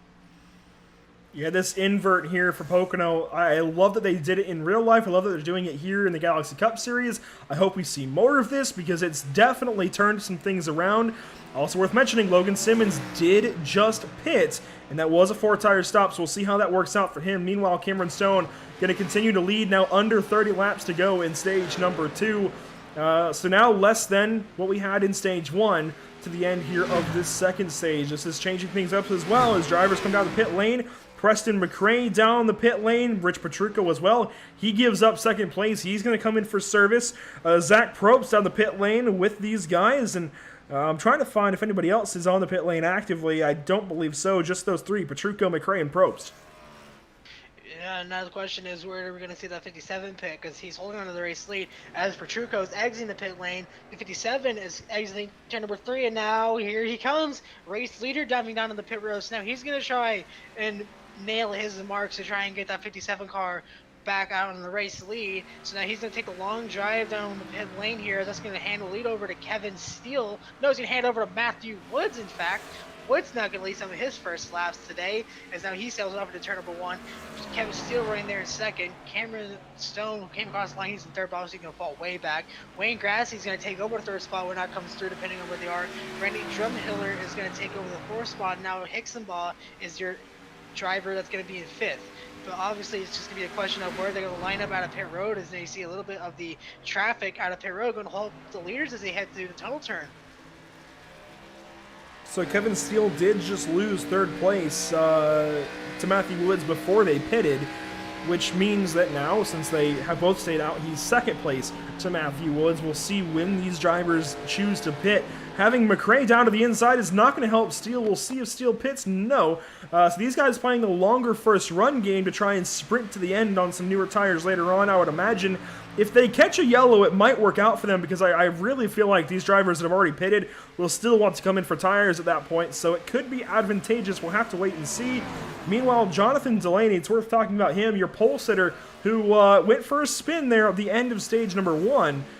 Well, he's back into the top 10 by virtue of these pit stops, but it's not looking very good for this driver, for Delaney. The end of the race. We'll see if things turn around here for stage number 3, but at least right now in stage 2, I'm not so sure he's going to pick up any stage points. Yeah, obviously not what he wanted to see. Ever since that incident happened at the end of stage 1, he has been not been able to rebound, which has been terrible to see, because he had such a good thing going in stage 1, and it just all came undone. And now that Mark Martin throwback is now stuck out running for the end of the top 10. As now an update on the leaders. Here comes the front two. Here comes Matthew Woods and Kevin Steele down on the pit road. Gonna have to watch their marks and not speed in the pit road. They're gonna get it down in there. I don't know if, I'm not exactly sure how the whole pit road works here because of that yellow line, because the 48 car came to the right side of the yellow line, so I don't know if that's a pit entry violation just because of how wide the pit road here is, or if the Pocono Raceway, the time and score doesn't even care. But still, your front two leaders are in, which is going to hand the lead over to that 7 of Wayne Grassy. We've not talked about this guy at all tonight. He started 16th, though, which means he actually finished, I believe, about second place. I can find out for sure here momentarily. But Grassy doing a great job of coming back after a pretty good run. Trying to find out. Yeah, no, he finished second last night to Jonathan Hernandez. So he did some good things last night, just hasn't really been on our radar, I think, because of where he started this race. So certainly turning things around right now, at least getting a lap led. And then he's going to come down the pit lane. The Pennzoil number 7 did not deem it beneficial to him to keep running on the racetrack. Wants to go ahead, cut this stage pretty much in half, and pit here on lap number 61 now of 140. Yeah, and with those guys pitting, also Jonathan Delaney, no, not Jonathan Delaney, Randy Drumhiller and Nolan Hodgson, which is going to hand the lead now over to Bryson Hixenbaugh. Delaney, I believe, is actually going to take over second place. Yes, he's staying out. So now Delaney back up to second, obviously, because of the whole pit strategy, staying for Bryson Hixenbaugh. Really interesting to see how Hixenbaugh plays this out because of damage and because of how long he's been there and the fact that he's been struggling, or maybe just saving.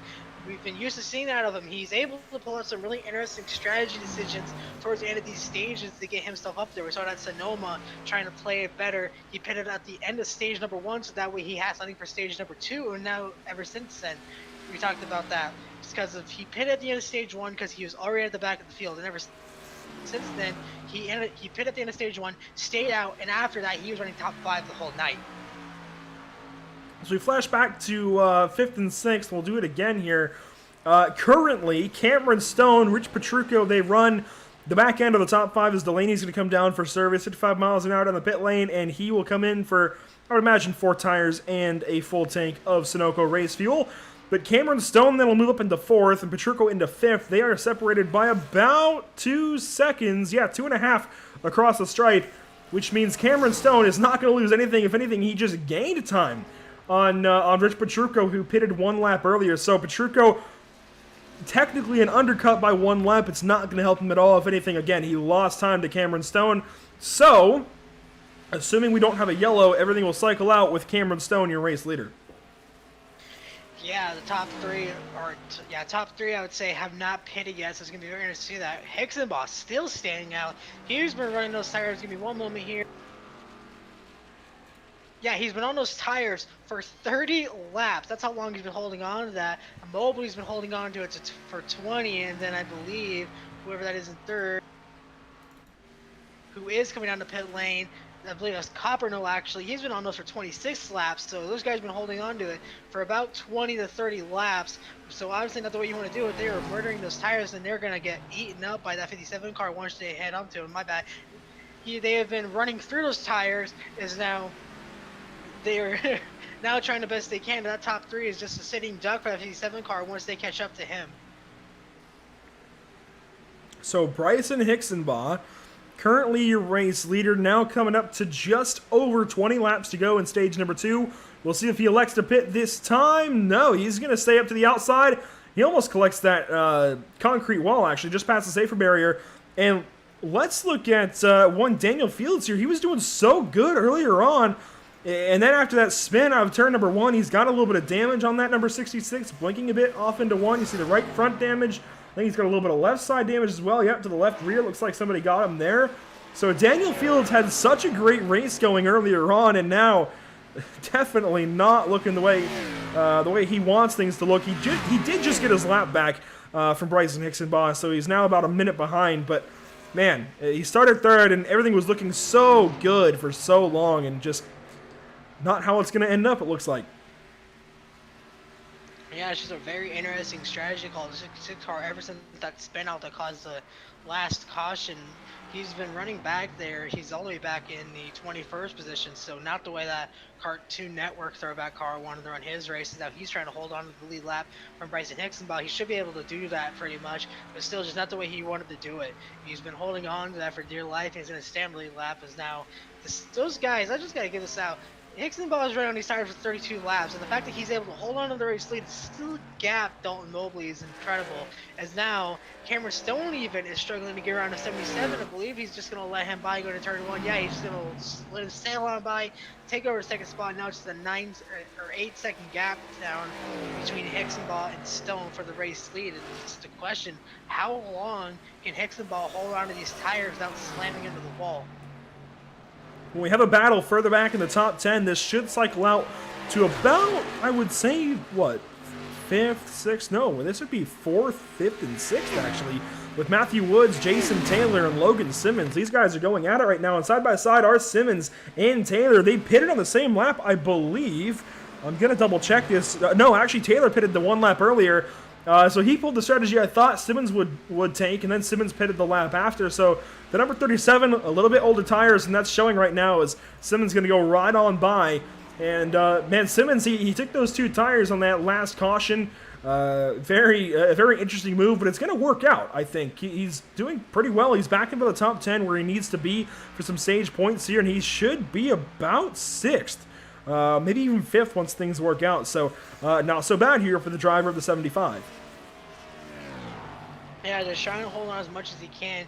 He has been on those tires for 10 laps. He's one of the guys we're talking about who pitted early. He's holding on to that top 10 we talked about pretty well. He started 5th, he's now running down there 8th. He's holding on to, like we just said previously, pretty well. Matthew Woods as well. Kevin Steele. Josh Coppenole is a guy that I forgot to mention. He's another one of the guys who have not actually pitted. He's been on those tires for 29 laps. So he's that 42 car ever since he fell off from the start of the race has been able to really read the long run game and run that very well. So you got to wonder if he saved his tires maybe in this run and is trying to play something out for the last 20 laps. I doubt he could actually run 50 laps on those Goodyear tires, but I don't know, it could be surprised if we have a change to the lead now, as it looks like Bryson Hixenbaugh has finally come down pit road. So now, oh no, he's not, my bad. My timing score needed to move up a little bit. Yeah, so the gap between Cameron Stone and Hixenbaugh is about, I would say, 3 to 4 seconds. But the gap is just closing down and down and down as Stone has been able to run down the leaders who have been on these older tires. As now the 42, I believe, just to put over TeamSpeak, or the TeamSpeak, that he's going to pit this time, as now he's going to fall, and Kevin Snow is going to hand the position over to Kevin Steele, so you got to wonder if he's going to pit at any time soon. It's just a very interesting strategy that these 3 guys are playing. They're playing the long game. They're waiting for that caution, because at this point I think everybody would pit, because you still have about 15, 17, somewhere in there laps to the end of this stage. So even if a caution comes out now, I think everybody comes down the pit lane. If it works out, it works out. But they'll have to pit probably with at least 5 laps to go or so. We'll see when they choose to come down the pit lane, exactly how early compared to the end of stage number 2 that they pit. Jonathan Delaney around out of turn 1. It's going to, yep, there's that caution. And that's going to reopen the door for a lot of drivers who have been staying out on that long strategy, because now they're going to be able to keep it on the lead lap. As now we try to see what happened to that 6 car who was just getting lapped by Hixenbaugh as they headed off into turn number 1. You're still trying to see it. It Yeah, happens. he just came with turn 1. He got loose already, and then exiting the corner. Yep, just tails happy, and then around the car goes. I don't even know how that. Oh, yeah, so here's what happened. Look at the replay. He came off of turn number 1. He got the car loose and saved it, but he hit a bone.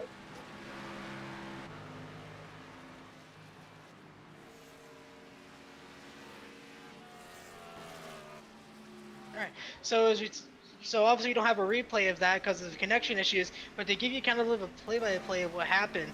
The 6 car was going through turn number 1. He had it saved, so he got the tail end loose, saved it, was all the way down in the apron, but he hit a bump on the back straightaway, and that just shot the car to the inside, and he just slammed into the inside wall, and now that tore the front end off, so it's probably going to end his night, but just a rough way for that to go, as now, because of the pit strategy, actually I believe Cameron Stone got around Hixenbaugh, so now Hixenbaugh's going to fall back to second, but it's not going to matter, because Hixenbaugh is going to go down pit road probably, get those tires, and then come back out and try to salvage what he can. Same for Coppernoll, and same for some other guys who've been out here. There's somebody back there who has been out here for over 32 laps on those tires, not even in the top 10. Let me see who that is.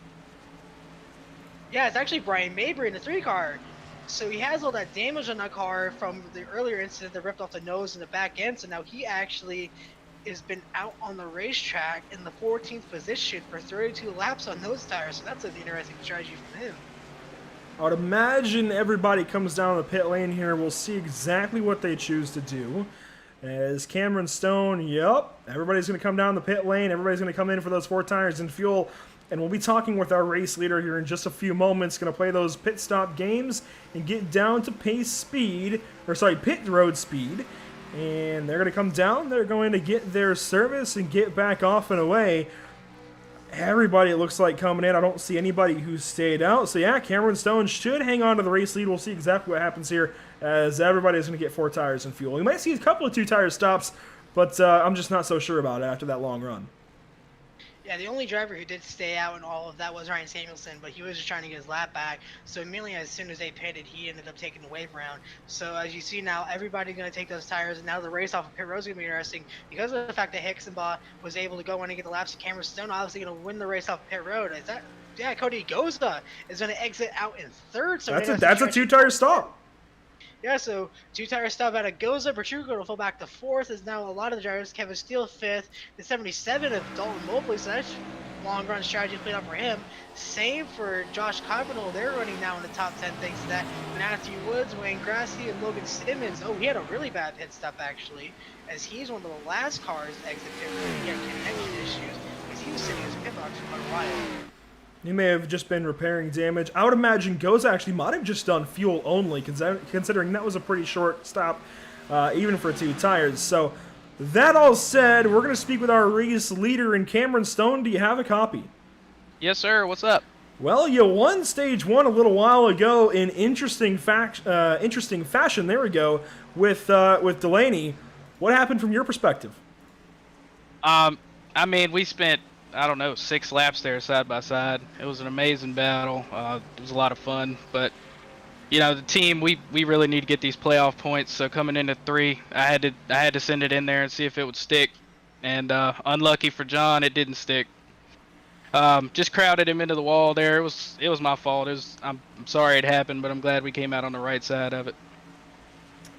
Well, your teammate Hixenbaugh was playing catch-up. I'm going to steal Noah's line. He was playing catch-up to your Heinz 57 for the better part of that run, and then things kind of switched around, different pit strategies there. Tell us about that.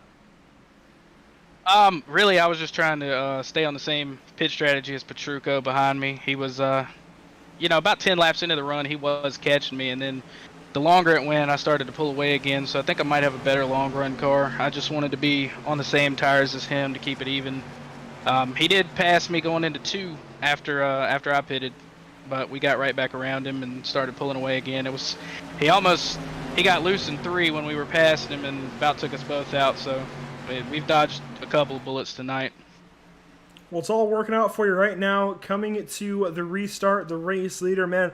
I'm sure we'll be talking to you later on. It's been a great run so far. 33 laps led, not even halfway. So we'll be watching for the rest of this thing. I'm sure we'll be talking to you later. Best of luck to you. Appreciate it. Hope so.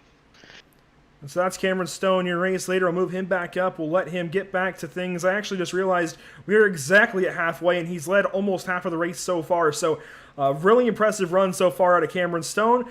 Has those issues battling with Delaney, but it works out for him at least, and he's doing a great job of hanging on to things. And like you said there, Noah, you've got to be racing for those stage points, those stage wins. It's so imperative right now in the season as we start to get down to crunch time to the start of the playoffs. He has to go for it. Yeah, now because of this whole incident that happened about the caution, we're now going to have, I believe, a 10-lap dash to the end of stage number 2. So a pretty quick way to end it. It's going to be very easy how Goza is able to play this style, as he is the guy we talked about took fuel only, I believe. Yeah, so it doesn't show you how long he's been on those tires, but So obviously the tires are gonna be very interesting to watch. Now the green flag comes back out, and oh, a really late restart by the 57. That's really gonna bunch up the field. But that's gonna let Hixenboss stay to his outside. As they're gonna go side by side. Kevin Steele's gonna make a three-way on the front straightaway. As then we have to wonder, are they gonna be able to make it on the first attempt of a restart without wrecking each other? Well, they've already wrecked, what, 3 times off of a restart? They get through the first part of turn 1 clean. We'll see if they exit turn 1 clean. A big gaggle for the back. Wayne Grassie's in the center of all of it. We see Drumhiller in there as well. Coppernoll, Woods, they're all racing really hard. Dalton Mobley with no nose on that race car after collecting Brian Mabry. He is still in the middle of all this. He's in front of Grassie now through turn 2. Yeah, the 57 car got really loose out of turn number 1. That's going to fall him back down to 3rd. That's going to give the lead to the guy that we're used to seeing run up front, Bryson Hixenbaugh. Now Richard Pachuca going to take over 2nd. Agoza holds on to the 4th. No, that's not, I believe that's Pachuca. I think Kevin Steele. Yeah, so here it is right now. It is actually Hixenbaugh, Steele, and Pachuco, your top 3. As now Cameron's still going to have to try and play catch up as Hixenbaugh is trying to defend Kevin Steele for race lead. Steele not wasting any time, diving to the inside and go side by side into turn number 1, and you're going to see a new race leader poking out there. Yes, Kevin Steele is now your race leader in turn number 1, as in a 27 car going to try and reel him in and try and get him out of turn number 1 and set him up down the long pond straightaway, as they are nose to tail right now down this entire straightaway. Here comes the 27 to the inside. They're now going to go side by side. Pachuco might try and take a 2-for-1 down there. Yes, he is. He's going to poke the inside of the 44. He's going to go for it. Steele, Cameron Stone with a dive bomb into the corner. That's going to end up going nowhere. Gets a check up for the 27, but a big gaggle for the top 4 positions right now to try to get the stage win. Patruco doing a great job of trying to capitalize. Unfortunately, couldn't quite follow through. Now Cameron Stone to his inside. He'll retake 3rd place out of turn number 3 and down to the start-finish line. Kevin Steele, your race leader, coming up to what? I think 12 laps to go. That time by the stripe here in stage number 2. So we're going to have a bit of a sprint. But also, we're going to have a little bit of time for these tires to wear in a little bit. I think that's where you'll see Hixenbaugh go towards the back, just like earlier on. And that lead change is purely because Hixenbaugh can't lead right now. And with all that damage on the nose, and I don't think it's going to get any more fixed than it already is, he can't lead. So even now, Cameron Stone drafts right up to him with ease. And I mean, with this this aero package, you're going to draft up anyways, but I think he drafted up a little bit quicker that time because Hixenbaugh has that damage, so it's going to hurt that 63 all race long, and I think that's what's going to hold him back probably from winning. Yeah, and you just gotta feel he must be infuriating as that 63 car, knowing that he has the car that can run with the race lead, but just because of that little bit of aero damage from the start wreck, that just holds him up, and now he's back in the 4th, as now the fight for the race lead is starting to take a shape, and the 57 is starting to close the gap down to the 44, heading into turn number 1 is about 0.2 of a second going in there, as that's just how fast that 57 car is. But he has to check up because of the 44, so he might try. Yep, he's going to get the run off on turn number 1. Still has to tuck into the back, a little bit loose off the corner, but now he's going to dive it down the inside and try and take him in Indianapolis. Look at him. He is just clearing him with ease. And now they're going to go door to door. Steele, I believe, is going to back off. Yep. Oh, no, he's actually going to try and get the run. He's on the inside. Stone has to check up, and now the lead's going to stay with the 44 car. He has to back off and now fall behind in 2nd. Maybe try and get that run down the front straightaway back into 1 again, as now he is struggling to get around the 44. As now Pachuco is able to close the gap, and now it's a 3-car fight as Hixenbaugh is still refusing to give up for the 4th spot. He's right behind him. Matthew Woods also trailing into this thing. And of course, like we just heard from Cameron Stone, these stage wins are so important to these drivers and teams to get into the playoffs. You have a slow car out of 3. He's slow on the bottom of the racetrack. That shouldn't draw a caution. But Cameron Stone actually going to get around Kevin Steele. Kevin Steele's racing him so hard because this is for a stage win. We're now 10 laps to go to the end of stage number 2. You have to race hard, just like Cameron Stone did to Jonathan Delaney not so long ago for the end of stage 1. Patruco, though, through to 2nd place. He's all over the TV panel there of the number 57 and actually gets a little bit loose through turn 2. We saw him do that the previous time around as well. Yeah, now Stone is able to try and open up the gap a little bit. Steele trying to do what he can to close the gap back down, but it's not really doing anything as he exits off of turn number 3 down the front straightaway again. Matthew Woods now side by side with Hixenbaugh for the 4th spot. They're door to door as the 37 of Jason Taylor is right behind them. So now they're going to go side by side for the 4th position. Woods peeking ahead just by a little bit as they sail off into turn number 1. Will he get him? Yes, he will. And now the 37 is going to try and do it as well.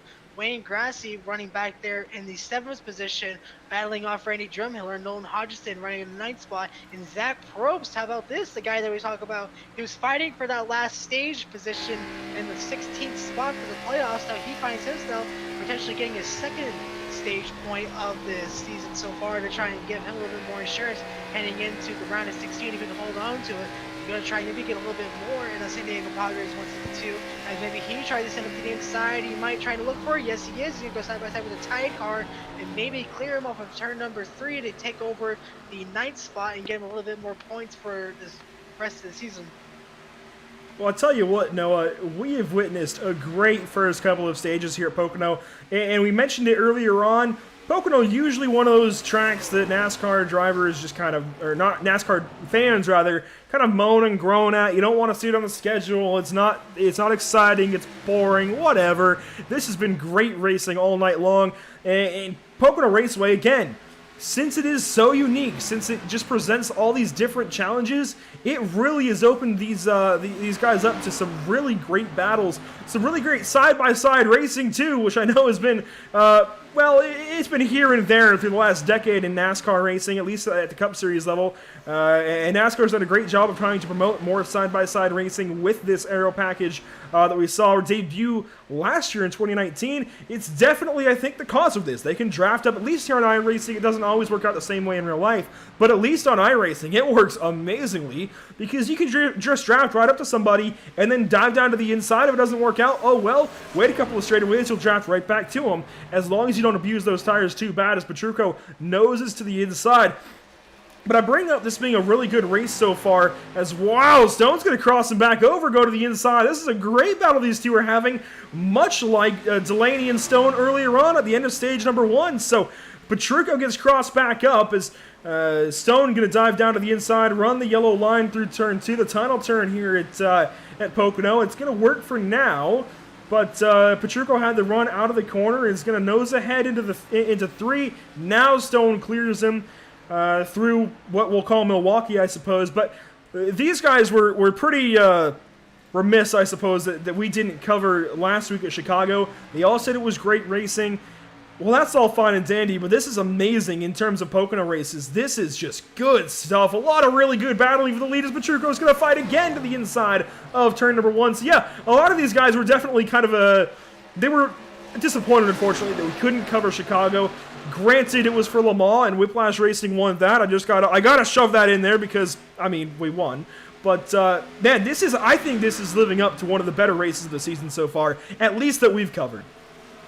Yeah, we're flexed, but okay. But even then, Fair enough. There's such a really good race going on here between the 57 and the 27. It has allowed the 44 of Kevin Steele in 3rd place to close that gap down a little bit, as now they're going to go side by side. Oh, he's trying to get on the outside, not going to work through Milwaukee. Oh, he's sideways! Got a little loose. Wow, he's really looking nothing on the table. He's been a man on a mission trying to sweep the stages here, and now that's going to let him sit in a position where the 44 can close in. And you talked about the suck that gets on these cars, just because of how the arrow is, that allows you to suck up behind someone, just get the draft and sail off into the corner and take the lead away. That's something that also helps them was the fact that they had to get rid of the realistic damage model. That's something we saw at Kansas when he introduced it. Just the fact of how sensitive it was. We were seeing cars where they tried to introduce that where just a little bit of damage, like a tap on the rear end, would rip your entire back end off the car. So they had to get rid of that, which allows these guys to be a little bit more aggressive because of the fact you don't have to worry about if you get a little bit of door slam, that doesn't really do much anymore, as now the iRacing tries to fix that. But now this just gives us an incredible opportunity to see these drivers be as aggressive as they want to be. Boys have at it, which is something that we've seen at Pocono back in 2010 between Harvick and Logano. Now starting to take shit between Stone and anybody who tries to get in his way, as now he's going to try and get it. The 27 going to play a little bit of games that the 57 did at the end of stage 1. He's going to snake it down the straightaway, and that's going to let the 57 have to stay stalled back there in the 2nd position, hang off the 1. Is that a caution? That might have been the end of stage 1, I believe. That will end stage number 2. So Rich Petrucco, a stage winner. But we're going to try and find out what happens here. Tommy Amos wrecked on the front stretch. We'll see if we don't have a replay. And Amos actually all alone just gets loose out of 3. Oh my gosh! I've not... Oh, it's clipped! How do you clip... Wow. I don't know how. that one was just managed, but yeah, how do you clip somebody right there after they've wrecked? He was all the way down on the inside. I'm not sure what the move was there. I believe that was the 64. He did pull forward. I'll give that to Cody Bird, but when a car is on the bottom of the racetrack, why go to it? We'll find out. Especially when you're in a 7-lane front straightaway, I don't know why you try to Yeah, do that. there's so much room. It's still just a vicious hit by the 28. Wow, I don't know. Oh my goodness. You know what? I think I see why. I think Cody Bird did the exact same thing that Tommy Amos did out of 3. We saw Petrucco very sideways through most of that run. I think they both had the same issue.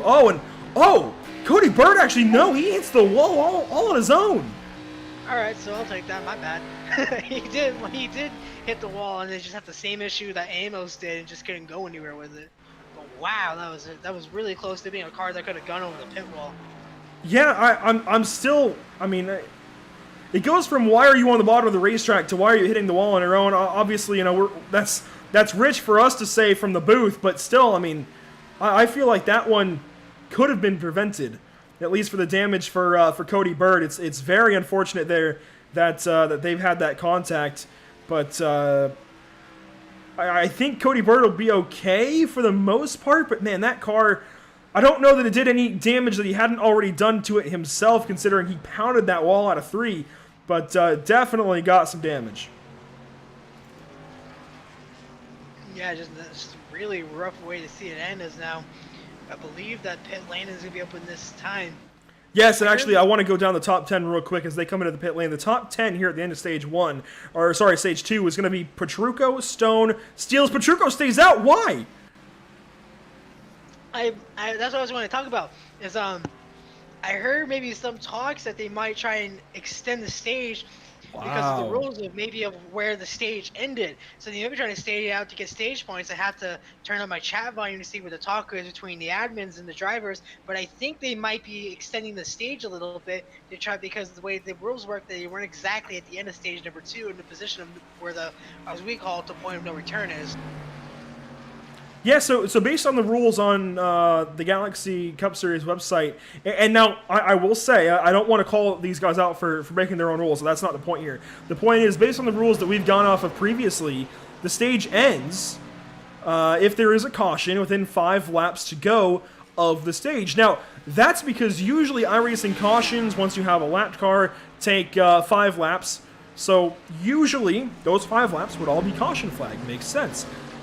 The kind of asterisk here and why it may have been extended is iRacing introduced quickie yellows, so quickie cautions on tracks I think larger than 2 miles. So 2 miles and larger, I believe we have those quickie cautions. I'm not so sure about Michigan and Auto Club being 2 miles. Don't quote me there. But at least the oval is 2.5 miles and larger, so Pocono, Indianapolis, Daytona, Talladega, they all have quickie yellows now. So they're only 3 laps long. Lead lap cars and lap cars all pit together, and then very quick lucky dog situation. That it may open up the possibility here of a 1-lap shootout for the stage. So I think that's why it's all in question, because the yellow came out with, I believe, 4 to go in the stage. So it's going to be close here. Yeah, because a lot of the admins and drivers talk about, okay, so we're going to green back on lap 85, so I believe they are going to do the stage. Oh, here comes, yeah, they might have, I'm not sure what's going on now, because now those same top 3 drivers have announced that they must have just called it right there. They must have just called it right there to avoid any possible issue, I would imagine. Which is now going to hand the lead back over to Cameron Stone and Jason Taylor and Kevin Steele, as now we wait for the timing and score to go. And yep, they are going to throw the caution. Yep, they've extended it, okay. That's more than likely, I believe, going to be in the end of the stage. And we don't have the top 10 then, because we don't have the scoring as they were, but that means we're going to get to talk to Rich Petrucco. Not the driver that I thought we'd be talking to as a stage winner, I'll be honest, but definitely a welcome surprise. He did great right there in stage 2 as well. I mean, that was a really impressive run out of the driver of the 27. So we'll go ahead and we will dial him up here momentarily as soon as our rendering, there we go, fixes itself. And Noah, I'll turn it over to you. Richard Petrucco is no Carmichael for the Pit Stop TV booth. Do you have a copy? I do, buddy. How you doing? Well, probably know better than you are right now. I believe you were the stage winner after that little bit of chaos trying to figure out the stage. Tell us what it's like having to run down the 57 and trying to take over that race late in the stage.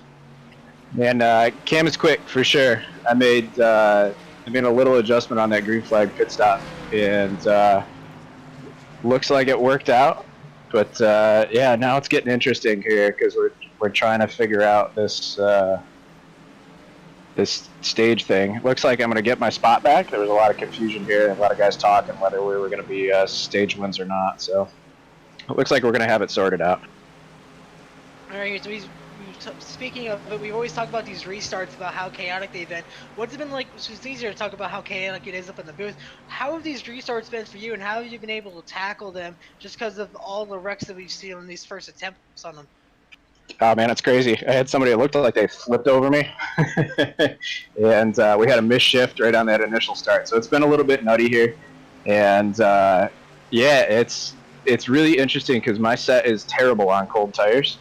So those first 2 laps are really super loose and dicey for me, and it looks like Cam gets off to a really good start. So he gaps out of me about 2 seconds, then I got to catch him. So I definitely have my hands full. All right, and then with the 1 to go here, just a quick question. What is your mission going to be for stage 3 on how to tackle it and maybe get a win here at the end of the race? We're gonna save tires for a little while, but I'm gonna try and stay ahead of Cam because passing here is so difficult. I'd rather not have to get track position back. So I'll run as hard as I have to stay out in front of him, hopefully, and then we'll do the pit stops and run it hard, going big or going home here. All right, well, hopefully it all works out for you. We get to speak to you at the end of the race here. Good luck here at stage number 3, and keep it clean out there. I mean, I appreciate it. Take care, guys. So Rich Petrucco, winner of stage number 2. We'll hopefully have some kind of update on the rest of the top 10 there. No clue, honestly, how that'll be sorted out. I'm sure we'll get an update in the league Discord, what have you, about that later on. Very tricky when you have a caution like that right at the end of a stage, so can't blame them for having a scoring issue here or there and just doing their best to work things out. They always do a great job, at least so far. But no, these guys here at the Galaxy Cup Series, they have done a great job since we came on board, at least, to get everything sorted out, make sure that we have all the driver info that we need when we first came on.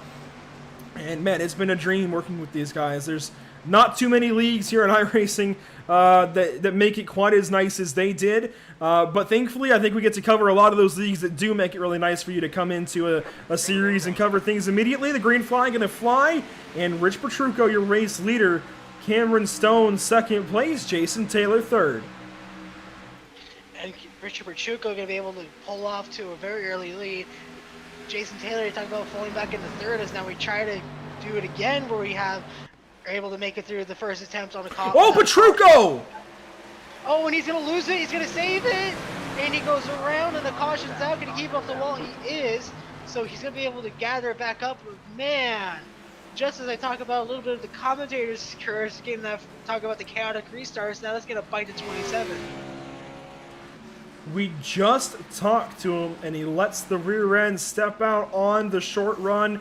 Literally just restarted the race, not even a lap complete.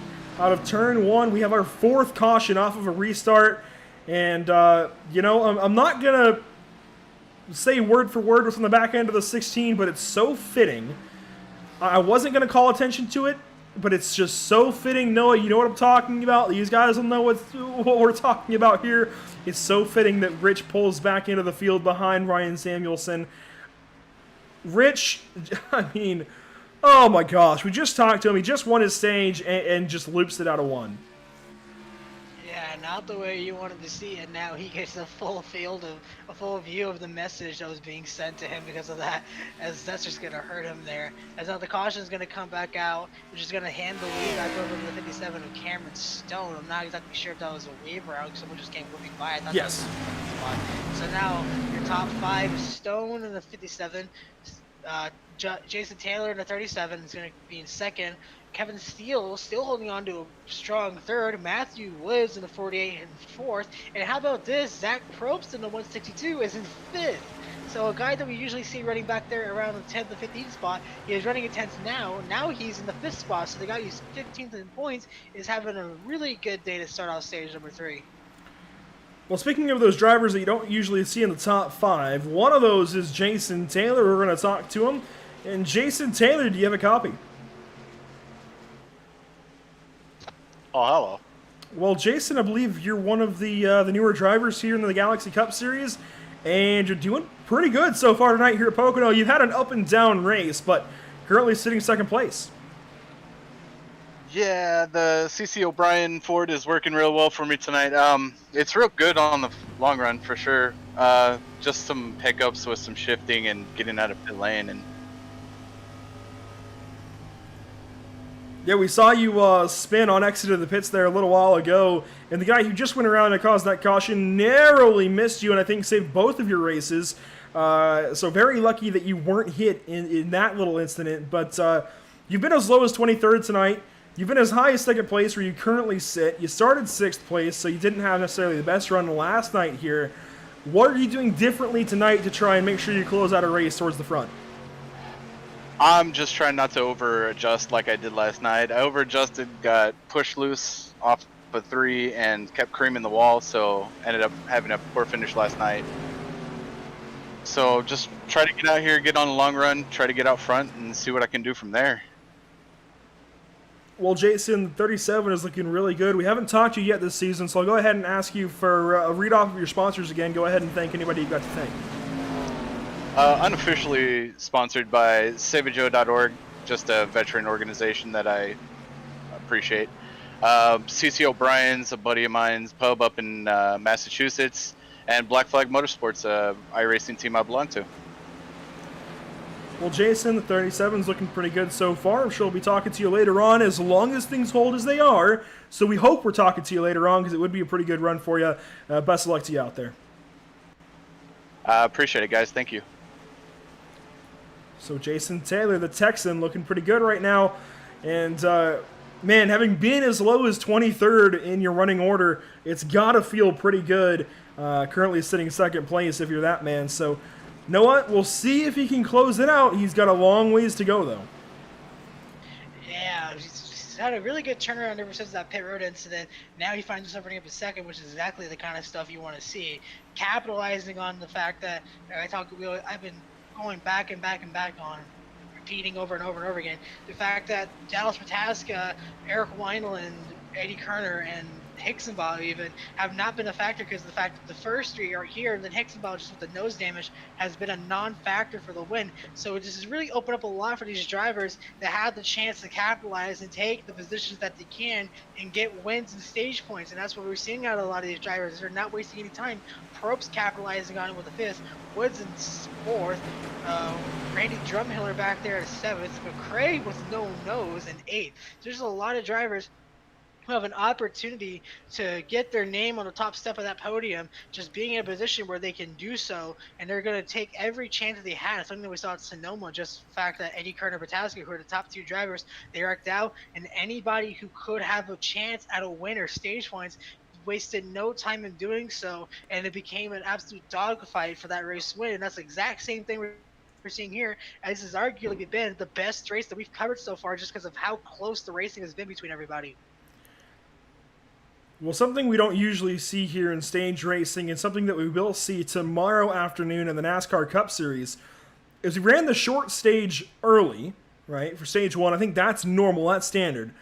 But then we have 2 stages of equal length to finish the race out. So stage 1 was short. It was only 30 laps. Stage 2, though, 55 laps. That took us to lap 85 where we had that caution right at the end and mixed things up.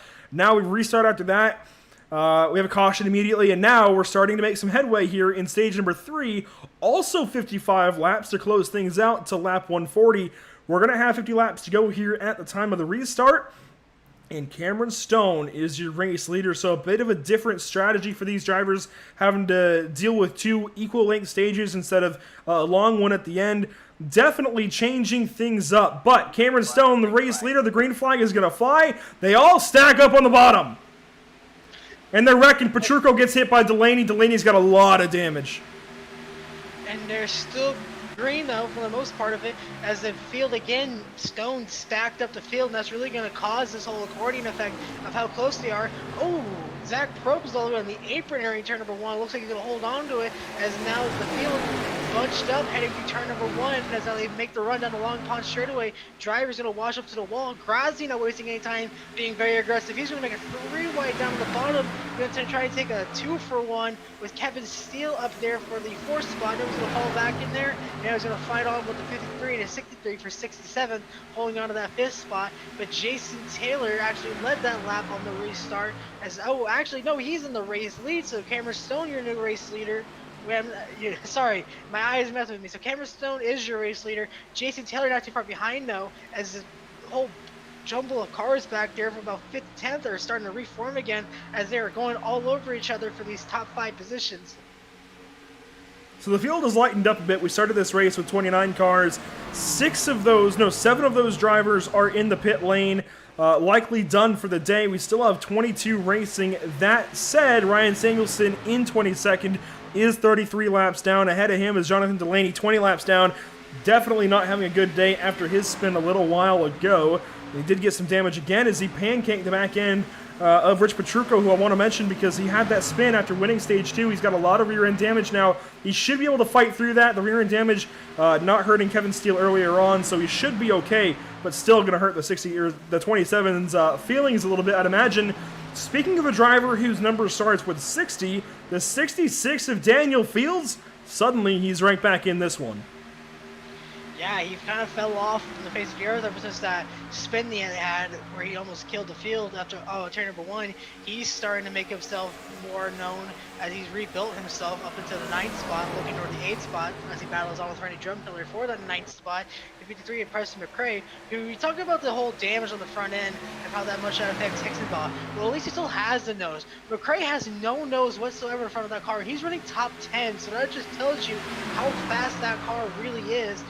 As now he's fighting on with the 66 for the 8th spot. He's going to hand it over to him. So the 66 car is still moving his way up the scoring pylon up to the top 5 as he's really turned it around.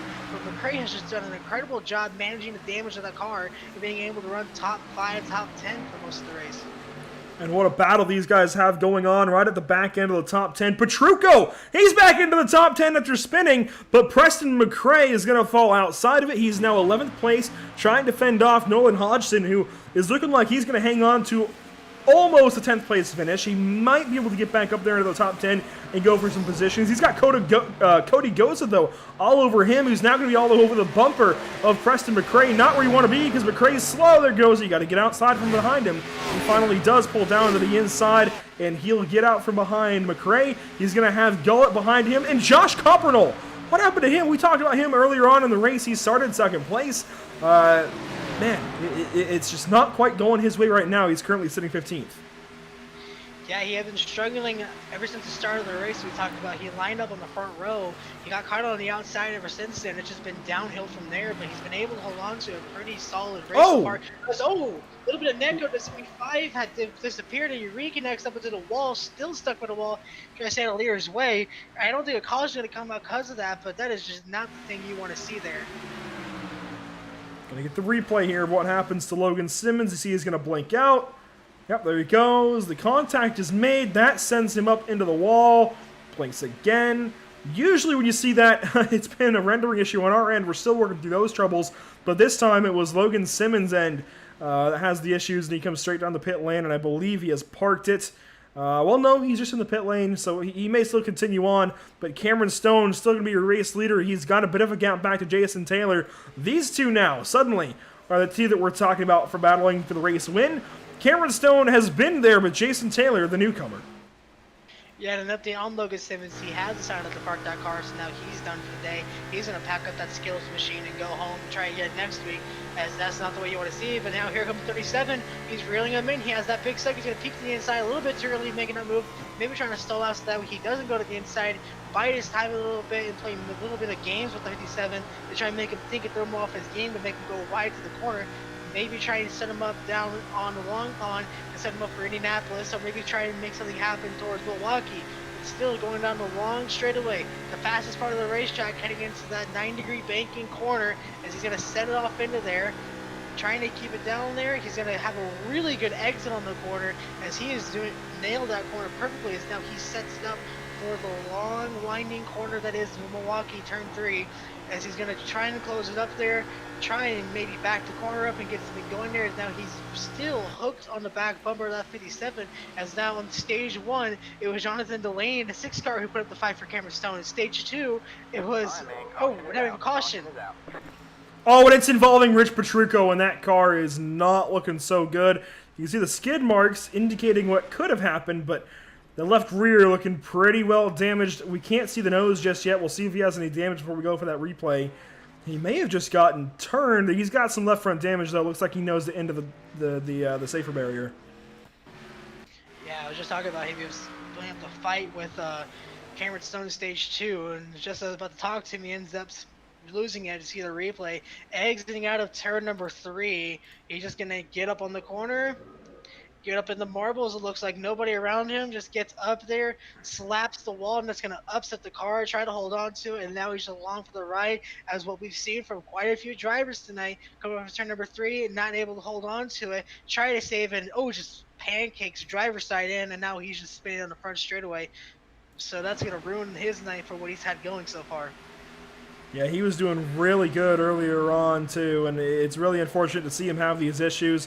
I mean, he just won stage 2. He had such a good race going.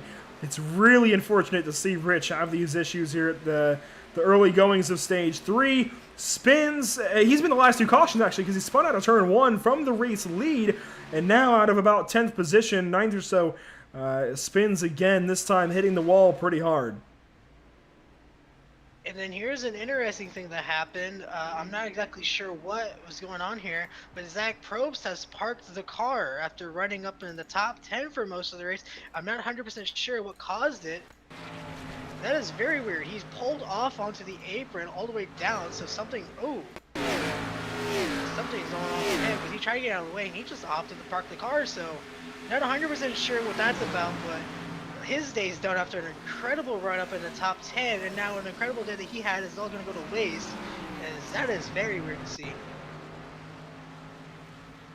Trying to see what happened, and yeah, we really don't know. I mean, this is going a few laps back, and he's racing here with Daniel Fields and Randy Drumhiller, and this is before, obviously, Rich Petrucco has his issues, so Probst down there on the bottom side, and he's just gonna pull off. I thought maybe he might have blown the motor, but no, there's no puff of smoke.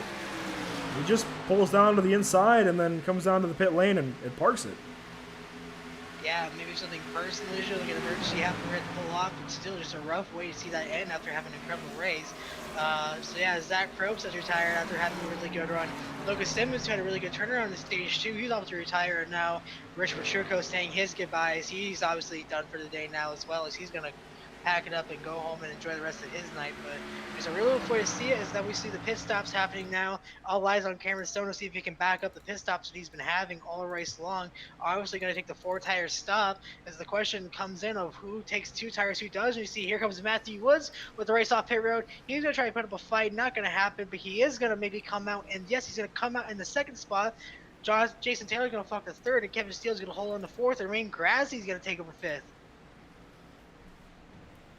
So the race off the pit lane, going to go Cameron Stone's way. And, man, I just want to go back to you, because Rich Petrucco is now sending me messages, and, man, it just definitely upset. I think disappointed that it all comes to that end. I think he's in relatively good spirits, though, considering what just happened. But, man, Rich, you were doing so well, and you know, win stage 2. I think definitely a very welcome surprise to see a couple of different drivers getting up there and mixing it up. Delaney was up there for a while, then Petrucco winning that 2nd stage. It was going so well there for the driver of the number 27. We're going to pull a different driver into the booth, though. He's actually, I believe, teammates with Petrucco. Well, I'm not totally sure on that. I won't totally throw him under the bus, but we're going to bring in one Daniel Fields. And Daniel Fields, do you have a copy? Hey, yeah, I'm here, buddy. What's up? Daniel, we're interviewing you finally. You've been holding it up in the front of the race. It's You've been doing a great job, man. I mean, you're running really well for the early goings and fell back with your spin out of 1, but now you're back in almost the top 5, 6th place. Yeah, doing all right. I have a really good long run setup. I don't want to say I got taken out, but I had some bad luck 2 laps in a row. Had to spin out twice. Made my way back up here. I'm pretty excited, man. I don't think I'll get a W here, but I'd be really happy with another top 10. Dude, you just might put it in the top 5 or better. I mean, all you have to do is pass Grassi or Taylor or somebody if they have an issue up ahead of you, or Kevin Steele. Actually, speaking of Kevin Steele, I want to hear your side of the turn 1 issue. Look, it happened. I love everybody in the league. You know me. I just want to drink my vodka and crayons, have a good time with all my battle buddies in here, and do the best I can. I've seen some luck so far. I've got a really good setup. I buddied up with another team this week, and I think that helped me out a lot. And I'm just looking forward to the last stage, bro. That's it. Hey, man, it's looking really good right now. Tell us about your throwback, too, because Noah's mentioned that a few times. You're talking about my paint? Yes.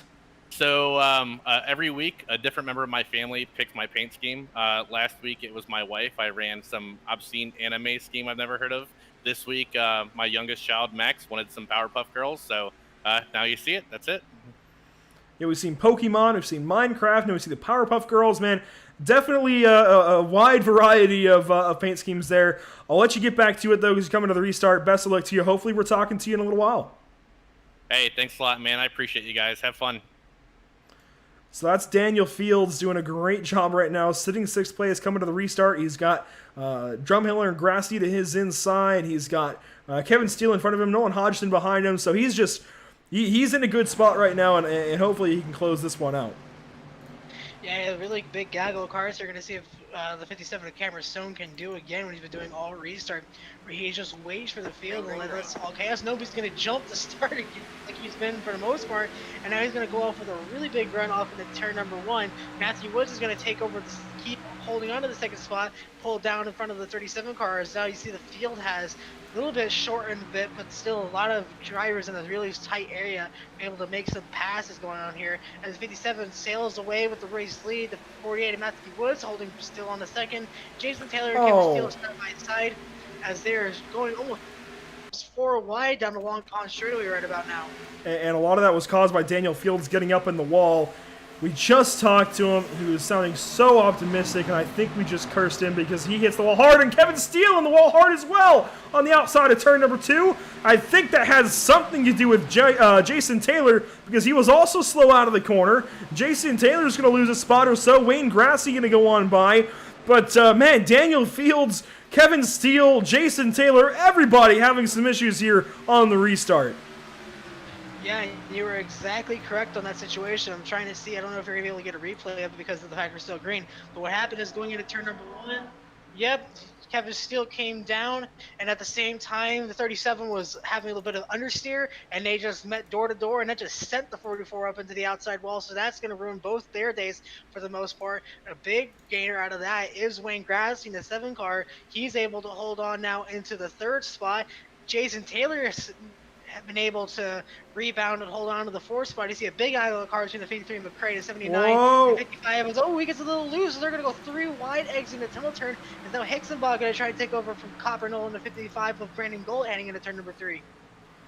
So Hicksonbach, move him back into the top 10. He's behind Preston McRae, so he should get 9th here shortly. Nolan Hodgson, how about him in 8th place right now? We talked about him being towards the front not so long ago for the restart. As to Cameron Stone, your new fastest lap of the race as he's trying to get away from Matthew Woods in 2nd place.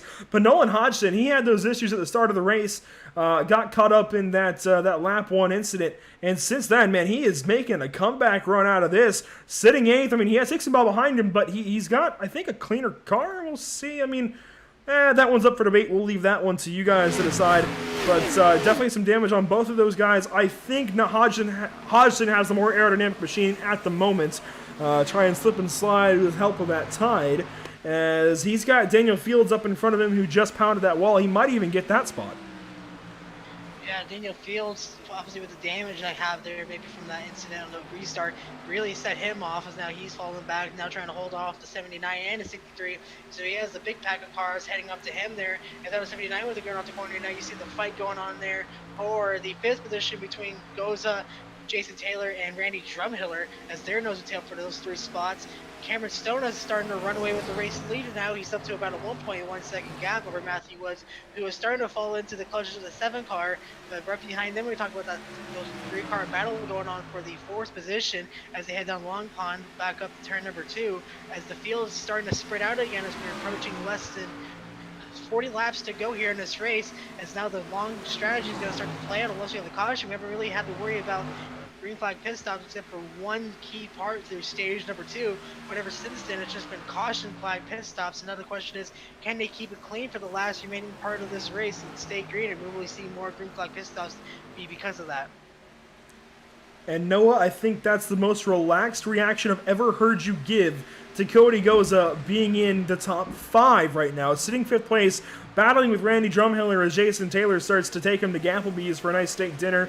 As Drumhiller is going to drop down to the inside, going to try and make that pass on Goza. Should work out. So Goza, well, he's fighting back on the outside. It just might work out. He's gotten used to being offline out of turn 1 at this point. It does work. He gets a little bit of ground out of turn 1, and he's got the draft from Taylor ahead. So Goza's going to keep on fighting for this one as he's going to stay in the top 5 for now. He's making a great run out of this. I'm beyond impressed. Do also want to mention Hodgson, who got by Fields. He has Hickson Bond in his mirror, and Fields has fallen back a little ways. They were having some exciting battles not so long ago, and Gullett going to look to the inside of that 66. No, he thinks better of it. Yeah, Ghost has really been able to hold on to his own here in the top 5. Now actually chasing down to 37. The 37 got loose off of turn number 3. He's able to hold on to it. Wow, we got a loose off of the final corner there. Think about that little bit of that damage that was given from 44 cars, upsetting that car a little bit, as now Goza starting to reel him in as he sell off on turn number 1, again using the high line. So I think he might have found something with that setup that is helping him, because he's been able to get the runs off of turn number 1 that he needs, but oh wow, he is way up high out of the grip. So no, he just missed the corner on that end, as he's going to go side by side with Drumhiller down the Long Pond straightaway up to the tunnel turn, as the 37 of Jason Taylor is starting to maybe create a gap again as they head off into turn number 2. Still not that much of a gap away from them, as they're, well actually there's a bit of a gap away from them as they're trying to catch up to the top 3, as the 48 car with a bad entry into turn number 3, which is going to allow Wayne Grassley to pull up right behind him. So now they're maybe going to, they're going to go nose to tail down the front straightaway, but expect a change for position between the top 2 drivers. No, caution is out. And it's Cody Goza already Drumhiller. Oh my gosh, we just left that battle. And we just left that battle. Oh my gosh, we've got a big wreck out of turn number 3. We'll go ahead and, of course, get you a replay here of what happens to Cody Goza, Randy Drumhiller. Oh, and that's a big one out of turn number 3 as well. So we're going to see what happens here to the drivers of the 88 and the 30. They're battling for 5th place right here, and they were doing so well. Cody Goza, I mean, this was a great run. I don't think that can be disputed. This was an amazing run for Cody Goza. He's just going to use that outside too much, hits the wall, and, well, right rear is Drumhiller. Yeah, and keep an eye on the 88. Watch the 55 of Brandon Gold. Yep, and Coppernoll got a piece.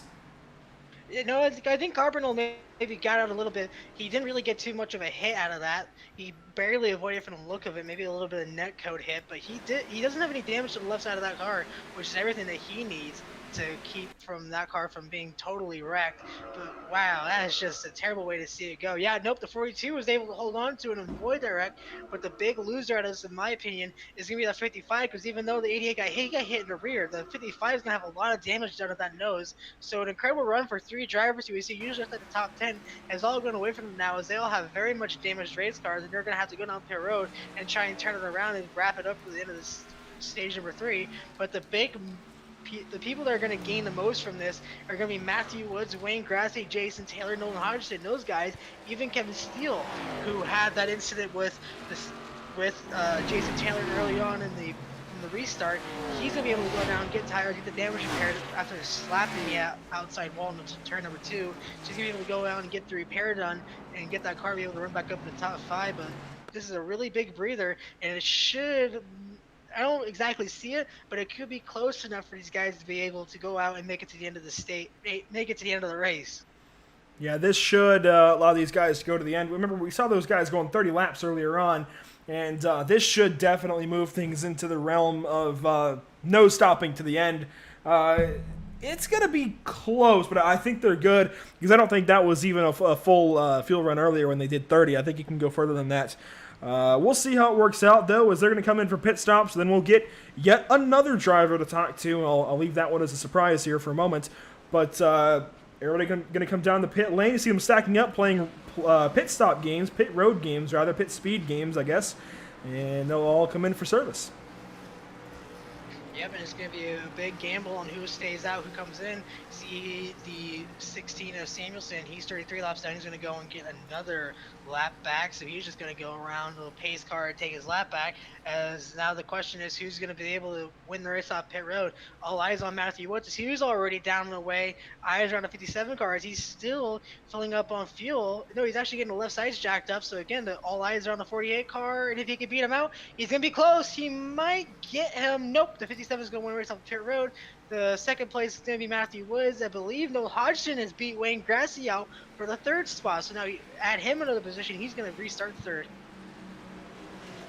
And that's exactly who we're about to talk to, Nolan Hodgson. He's got a really good run going right now, so we're going to go ahead and drag the Tide driver into our booth here in just a moment. Noah, I'll turn it over to you. Noel Hodgson, no Carmichael in the booth. You got a copy? Yes, sir. Well, you've had a pretty interesting day so far running back there in the mid-pack. What's it been like on these restarts trying to tackle this tricky triangle here tonight? Yeah, going into turn 1 on the inside, it's really hard to keep a run down there because a lot of people like to slingshot around the outside and get past a lot. Other than that, it's a lot of mayhem, honestly, for the first 2 or 3 laps until everybody gets single filed.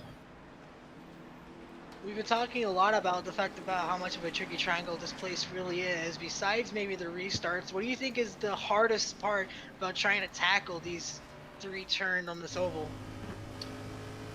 Definitely trying to balance coming out of 1 and coming out of 3, because they're 2 completely different corners on the completely different ends of the spectrum. So, because your setup might be you're tight in 1 and loose in 3. It's just a balancing act. And then before I let you go here, what do you have to look forward to for the last 30 laps of this race? And do you think that Tide machine has anything left to try and go after those front 2 guys in front of you? I'd like to think so.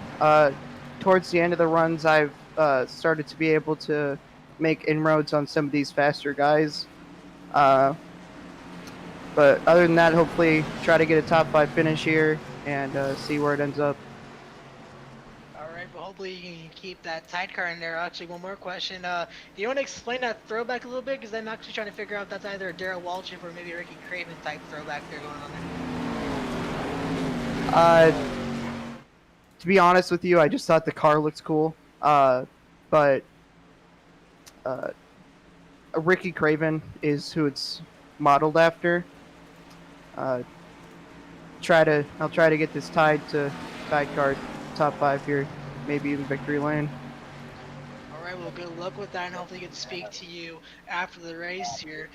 Just keep it clean out there and hopefully we get to talk to you more. Alrighty. So Nolan Hodgson currently lining up in 3rd place on this restart, so we'll see how it works out for him. As we'll go back green flag racing here in a moment. I'm glad, though, that Rich Petrucco is in pretty decent spirits after his incident. And hopefully Randy Drumhiller and Cody Goza, they can work things over later on. But we're coming to the green flag with 30 laps to go. And Cameron Stone fires off. You notice the field is thin quite a bit, as we're only down to about 12 or I think 14 cars left running right now. So the field definitely thinning as the time goes on. And some slow cars in the restart, some faster cars behind them. This might not end well. Yeah, but luckily because of the fact that there's not that many cars left, there's been able to thin the herd to where you don't have to worry about that incident of too many cars stacking up and the accordion effect with nowhere to go. But Cameron Stone able to jump out to an early race lead again. Matthew Woods falling back to about a half second, and there's a 3-car gaggle between Hodgson, Grassy, and Hicksonbaugh for that 3rd spot. And Grassy just going to sail it off into turn number 2, and Yep, he's almost clear of him. Exiting turn number 2. Now Hicksonbaugh going to try and follow right behind him. So Hodgson, we just talked to him, trying to hold on to a top 5 spot. Maybe able to do that. He's actually picking up a fight with Hicksonbaugh over that 4th spot. He's not giving up on that just yet. Now they're going to sail it off on turn number 3. He's going to go door to door with him down the front straightaway here at Pocono. We're going to play lap number 111. But still the race lead being held on to Cameron Stone with a 7/10 of a second gap. But now Grassi just trying to reel in 48 Matthew Woods, so maybe expect Grassi to maybe move himself up into the 2nd position, but maybe try and get a run up to catch up to that 57 car of Cameron Stone. So some great racing here for the back end of the top 5. Grassi, Hodgson, and Hicksonbaugh mixing things up. Hicksonbaugh drops into 5th, and he might edge back ahead for 4th in turn 2 right here through the tunnel turn. He will, at least for the moment, as Hodgson falls back for now, and man, these guys are going to keep going at it. Yeah, those two have been holding on door to door for the whole lap now, as they are not giving each other an inch. Hicksonbaugh, with obviously maybe the faster car because of the damage, just opened the door for that 79 car to be able to hold on to him, to be side by side. And because of the damage, he's not able to pull in front of him just yet, which has allowed the 79 to just be able to pull ahead. So there's just nose to tail, and they're just about equal on each other as they go back off into turn number 1. Hicksonbaugh doing everything he can, but Hodgson just refusing to give up, and he has really been able to get the run on exit of these corners to stay side by side with him, to be able to keep this battle alive and keep his top 5 alive as well. Meanwhile, a little behind these guys, McRae has gotten clear of Coppernoll, who is ahead of a battle with Kevin Steele and Jason Taylor. So these two going at it, and there you go. Steele gives that spot up to Jason Taylor. That is good for 8th place. So move Taylor up into 8th, Steele back into 9th, and Drumhiller, who we just saw with that big wreck with Cody Goza, he is currently sitting in 10th, hanging on to a top 10. Yeah, you gotta wonder if Steele's like, okay, I've been in the position before going into side by side with Taylor in the turn number 2. I'm just gonna give it this time and not have a repeat. As now eyes up on the 2nd place, and the 7 car right on the back bumper of the 48. He's gonna peek to the inside. I think he's gonna get him this time heading into turn number 1. Indeed he is. He's peeking ahead, and he's going to clear him. So now the question is, can that 7 car who we talked about finish 2nd last night in the race that we weren't able to cover, but he's still, regardless, he's able to hold on to a runner-up spot. So we know that he has a fast car, and he's able to maybe reel him in to take over that race win away from the 57. It's going to be very interesting to see what they're able to do here in the later half of this race. Meanwhile, Cameron Stone continues to lead, and he really has just made a race of this thing. He has really asserted himself as a great possible title contender. If Hicksonbaugh doesn't get it, I mean, it possibly is really anybody's race. We've seen several drivers be really, really good. Wineland comes to mind, at least as far as drivers that are eligible for the championship. Wineland, Caldwell, Stone, Grassi. I'm not sure if he's actually eligible or not, but those are some of the drivers that come to mind if Hicksonbaugh doesn't win this championship at Phoenix here in November. So a lot of time before we even get that close, but still, I mean, Stone suddenly in the mid-season form, he's looking really, really good right now, powering away possibly to a race win here at Pocono, as these 4 drivers battling 2nd through 5th. Really the better of the battles we have going on. I say that, and then actually Kevin Steele getting challenged by Josh Coppernoll. This is for 8th. Yeah, those two are still side by side in the tunnel turn. Steele's able to just get in front of them now as they head off into turn number 3. We're gonna have to wonder if the 42 car is able to make a run out of it, as the 3 car breakaway up front between Woods, Hodgson, and Hicksonbaugh are still raging on, as the fight for the 4th spot is still going on.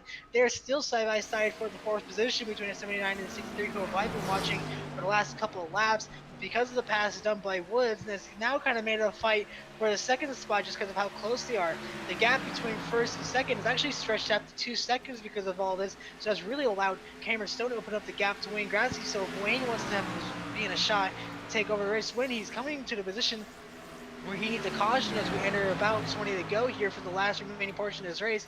But man, you just got to give it out to Nolan Hodgson. He's really been able to hold his own in the later half of this race, as he's just been running top 5 the entire time and just minding his P's and Q's and able to keep that car clean by the little bit of damage he has on the rear end of that 79 tied for. You know what I just heard?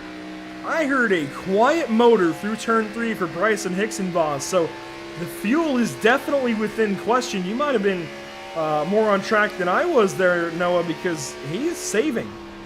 We'll see what he does here into one. Yep, he puts the clutch in and drops those revs a bit. The question then becomes, is he doing that to keep the motor from overheating with that nose damage, or is he doing that to save fuel? So, we'll go ahead, we'll pop up to Cameron Stone, go on board with him here through turn 2 and turn 3, and we'll try and listen to what Cameron Stone does.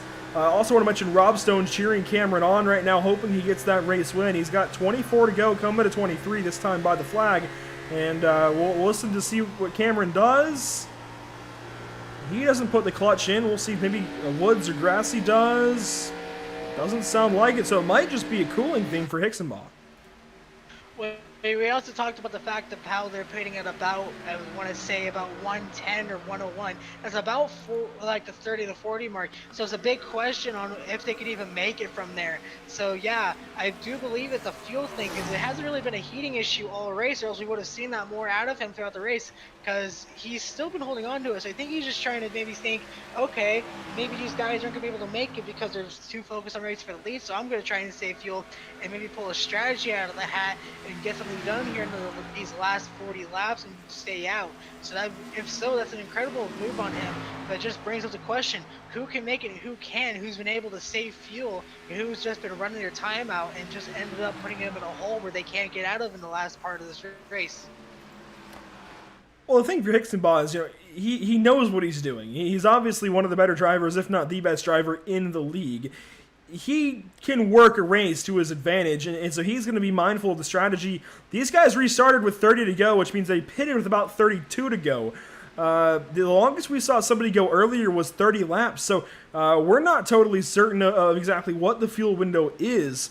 I was thinking it was a bit longer, but it might be a little bit shorter. It's close. And of course, Hixenbaugh could just be going for insurance at this point. Imagine, we could get a green-white checkered. We'll see how it all goes. It's really hard to say. Yeah, I mean, so talk about the fact that the longest you see someone goes about 30, 32 laps. The guy who did do that, in fact, is a 63 car. So we know he's able to make long strategy runs work, and that's something that he's been able to do quite well. Is actually, look at this, Noah Hodgson making a move on to the third place. Wood's starting to fall off a bit, as now the driver out of Ohio running a University of Kentucky car is a very interesting choice there, is he's going to fall back into the 5th position now. So obviously that car not really set up well for a long run, so obviously a short run car being set up there for the 48 car, but now moving up one spot as Hodgson is in the 3rd position, now holding off Hixenbaugh for the 4th spot. So Hodgson now into the top 3, at least for now. And Hixenbaugh, speaking on how Hixenbaugh can make this work to his advantage, he's understanding the fact that he's got damage, right? So he's not gonna be able to go out there and beat anybody on pace right now. So if he just sits behind and keeps drafting Hodgson and uses Hodgson kind of just as a lead car right now, because Hodgson has a better nose, he can sit there and save fuel. He can draft down the straightaways, put the clutch in as he's doing in the corners. And it's actually helping him rotate as well, because you saw, right as he, if you're listening as well, right as he got back to the throttle, he didn't quite match the revs perfectly, and he kicked the car sideways a little bit when he kind of stuttered the rear end, shocked the rear end back into speed. So it's actually helping him rotate. I've seen him get loose. Now he makes the pass for 3rd, which I did not think I would see. So very surprised that he's going to the inside of Hodgson here. We'll see what he does out of 1. He's going to clear him. Yeah, so now move him up into the 3rd spot, so move Hixenbaugh back in a position of usually seeing him up in the front, but nope, here comes Hodgson to the outside. They're going to go side by side into turn number 2. Now the fight, those two have been just raging on ever since the restart. They've not been able to separate each other, and they've just been fighting back and forth, usually always with 79 on the high side, and he's been able to hold it up there. So, but I want to really kind of point out Wayne Grassy, so I'm confused on what's going on here, because it's been pretty stationary, about 1.8 seconds. What we're seeing is Grazzy's able to get a good run on exit, but he's really struggling towards the end of the straightaway, and so it usually goes out to about, the gap closes to maybe 1.6 seconds and reopens to 1.8 seconds, so it's kind of stalled out there, but he is closing him little by little, so you got to wonder if maybe he pulled up a strategy to play a long run.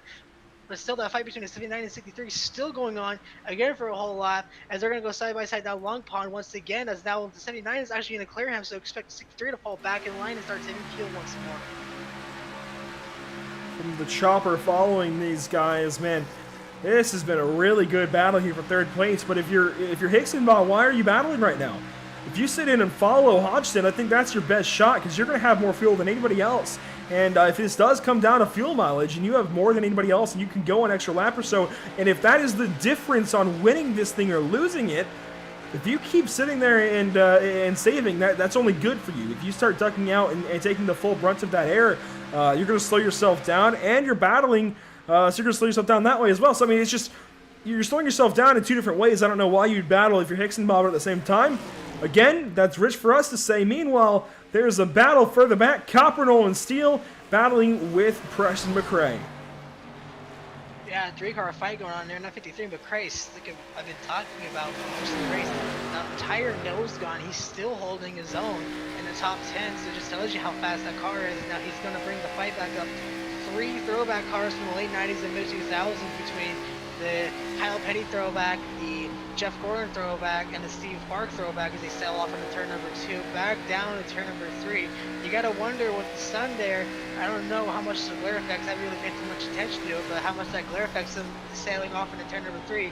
And you see, oh, go wheel wide, and here comes Daniel Fields, and now we got a 4th throwback car putting their name in there, as now Fields starting to rebound himself up there. As you see a big gaggle of cars there, about 5 was about the most that we could see throughout the racetrack, and that's the closest battle we believe have going on right now. And that's awesome that that Fields is getting back into this because we saw him hit the wall earlier on that restart and fall a little ways back. So I'm glad he's getting back into this fight. And secondarily, we want to start thinking about pit stops because if these guys can't go to the end from that that restart with 30 to go, this would split the stage right in half, or at least the run to the end right in half if they pit now or in a couple of laps. So that would split it right up for these drivers. And you got to wonder, if they are short on fuel, this might be the time to go ahead and pit.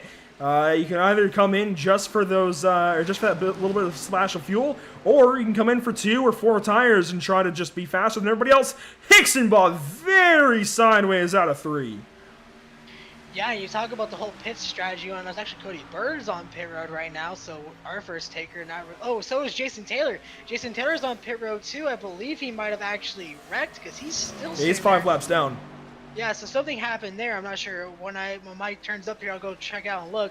But again, you talk about the pit strategy splitting it in half.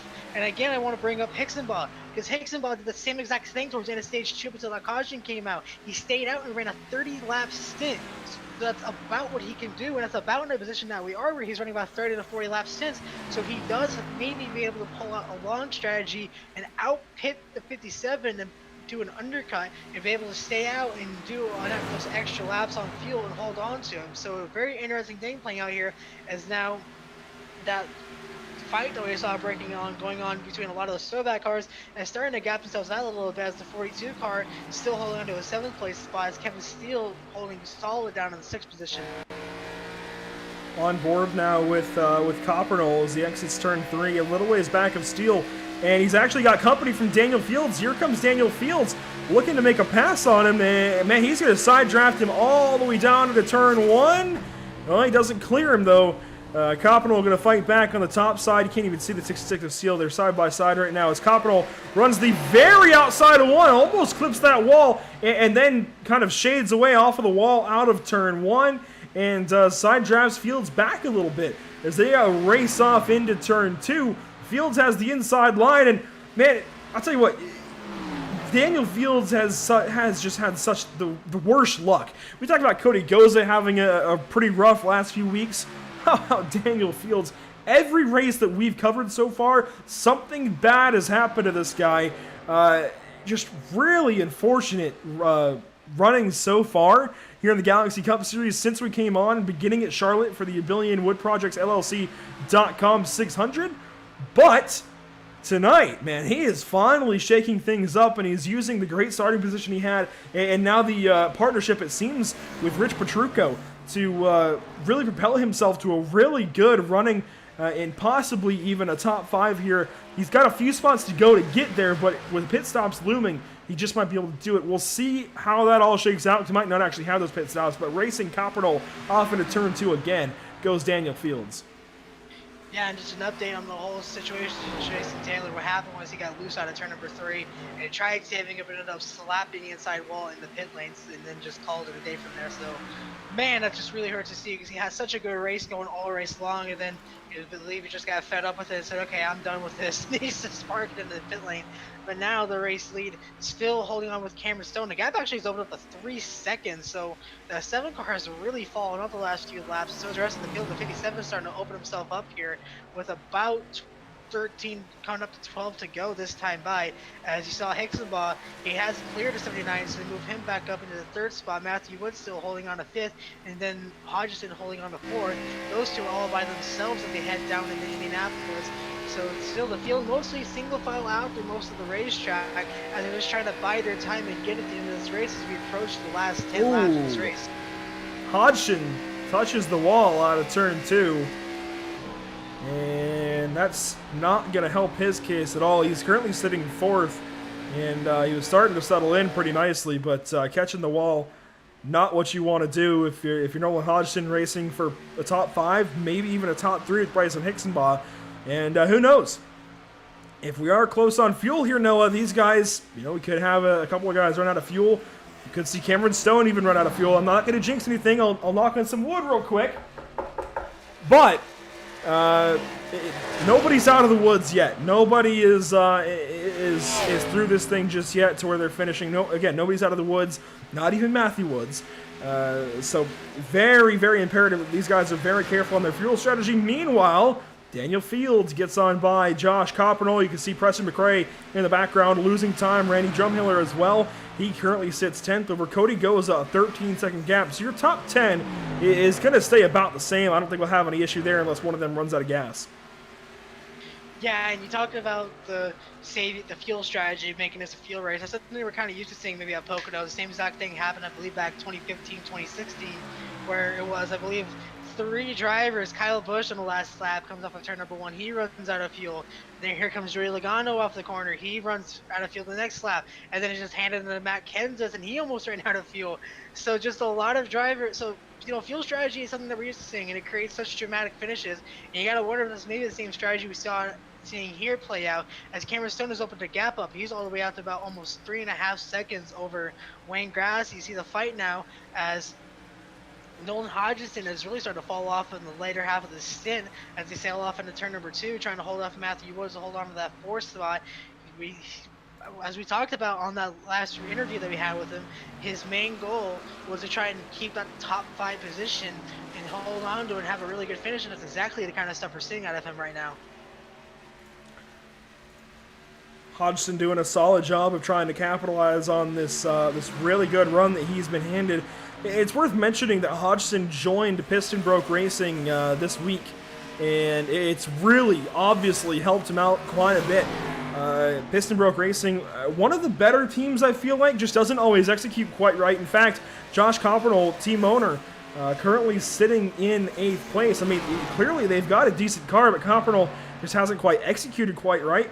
But we've seen these Piston Broke guys up towards the front multiple times this season. It's just a matter of following through. We've seen Mabry have some pretty good runs. We've seen Samuelson, he ran really well at Charlotte, actually, for the 600. So, and of course, Cam Caldwell winning at Sonoma a couple of weeks back. So Piston Broke is a decent team, at least. They're a good team, and I'm happy to be working with them a little bit for my driving endeavors now as well. So definitely Piston Broke has something to them, and it's certainly, I think, propelled to 79 from when he joined a few weeks back at Phoenix. Or not Phoenix, what am I talking about? Kansas, there we go. At Kansas, when he had that just staggering, I guess, wreck out of turn 4, where he ends up collecting a few guys. He's actually going to lap Samuelson there. Woods there with him, and that's Gullett down on the inside as well. But yeah, our first impression of Nolan Hodgson was at Kansas, where still don't really know what happened. He just had a really weird wreck and collected some drivers when he didn't really need to. And since then, man, he has really turned things around. Racing for 4th right now, but could easily get up there for 3rd if Hixenbaugh has any kind of slip up or issue. Yeah, and those three guys are in fact the closest battle on the racetrack and so far as we've usually seen out of the last ever since the restart happened. As those guys have been just nose to tail on each other, running a pack. As you see, here comes Woods peeking on the inside. So they're going to go side by side during turn number one. Hodgson, we're used to always seeing, he's been running that high side in turn number one, and now he might try and get the one out of the corner, which I believe is going to happen. Ooh, we get a little bit higher, which now is going to allow Woods. He's going to take over the fourth spot, so now Hodgson's going to fall back to fifth. He has a pretty safe gap, almost about 10 seconds between him and Kevin Steele, so doesn't really have to worry too much there. You see more lapped cars on the apron. Oh my gosh, Really Cody Bird. Yeah, that's Cody Bird, who actually, I believe, came out of pit road a couple laps, about 1 or 2 laps ago, so he's just trying to mind his time and get the laps at this point. But wow, it was a very close place to have an incident like that happen. Yeah, Cody Bird a little while ago wrecked, and definitely not happy with his results here at Pocono. Unfortunately, he just has not had a very good run of the mill recently either, so he's another one of those drivers looking for something to turn around. But Matthew Woods, his car suddenly coming to life right now. He's going for third place to the inside of Bryson Nixonbaugh in turn one. This is going to open the door for Nolan Hodgson as well to probably try and capitalize on that. Maybe go for fourth place once more, but Hodgson, it's not meant to be just yet. He'll try and draft the 63 and see if he can do anything at a 2. Nixonbaugh going to stay right up tucked underneath the 48, so those two blue and white car is going to go at it through turn 2, nose to tail, and those three, they just switch spots, but they stay nose to tail. And this trio, man, they have been all over each other since the restart, doing a really good job of racing each other, being very respectful, and just mixing things up. Yeah, those three have just been inseparable ever since they found each other. It used to be just the 3 and the 79 have been inseparable from each other, just fighting each other back and forth. But ever since Matthew Woods kind of fell off since the restart, being in second, it's been holding on to that 3rd, 4th, and 5th spot. It's the most that they're going to get. Is around a position unless we see a caution within the remaining 5 laps. See Hodgson now diving back on the inside. So here comes 79 trying to retake the 4th spot. He's going to get it this time. See if Nixonbaugh maybe tries to cross him over. He's going to stay in line with him. And now the 48 car is getting a little bit of breathing room. So we're talking about how close they were. The 48 car is starting to come to life in the final 5 laps. And he's saying his stuff up. And he's going to say, I will take this 3rd spot. And I will gladly run away with this and finish here for this race. Because this is a very good run for that 48 car and the 79 equally. Definitely. Do want to call some attention to some drivers further back. Daniel Fields, of course, talked about him a lot. Actually, I just heard a big crunch back here. I'm not sure what that was. I don't see anybody too slow. Cody Goza, well, he's slow, but a different part of the racetrack. I heard a crunch. I wasn't sure what happened, but then a little ways further back, Josh Coppernell hanging on to a top 10 right now. He's 8th over Preston McRae, who is 9th. You see Jonathan Delaney in the mix, not for position. In fact, Delaney is 22nd, 53 laps down, but there's a good reason for him to be on the racetrack because Delaney is actually about to pass Tommy Amos here in a lap or so as lap cars because Tommy Amos 52 laps down, so that's valuable points for Jonathan Delaney. He might be able to snag the spot from Brian Mabry and maybe even Dalton Mobley as well. I don't think he'll get there, but it'll be close. If we get a caution that extends things here, that would definitely help him. But otherwise, I'm not so sure he'll get those spots to get into the top 20. Meanwhile, we haven't talked about him recently, but Cameron Stone, a 4.5, almost 5 second lead for the driver of the 57, and he is powering away to what should be a solid race win here in Pocono. Yeah, the final 4 laps of the race remaining for him. That 57 car has been on rails. He's run, I believe, even the lowest is about like maybe the 3rd spot. He has, well, no, he actually started 8th. The lowest he was around 8th. And ever since then, he's been top 10 the whole race long. He's been running top 2 ever since about the point where he got there, fighting off Jonathan Delaney for the end of stage 1, fighting with Petrucco for the end of stage 2, and ever since then, he has just been on his own the entire race, and with this caution, without any caution coming out, he's able to really just easily sail away and get it. We talked about how close the race was. Well, we started to see that fade away as the gap was almost 5 seconds at the exit turn number 3 this time by. To approach 3 to go is really high out of the corner, a little bit loose, but able to hold on to it. He's going to bring it to 3 to go now, as now he is just closing in on getting another win to add to his resume for the rest of the season. Nolan Hodgson right now racing Matthew Woods. He's gotten clear of Bryson Hixenbaugh by just a ways.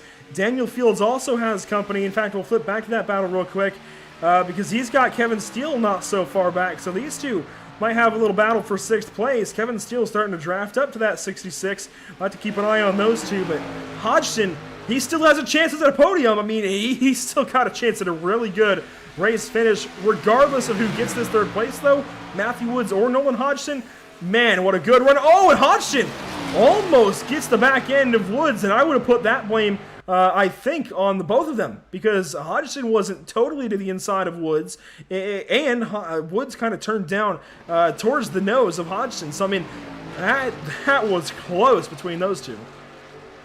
It's the final 3 laps of the race. You leave nothing on the line anymore. That's right. I believe it was Hodgson that said, go broke or go home, or go big or go home, or something like that. So it's checkers or records at this point.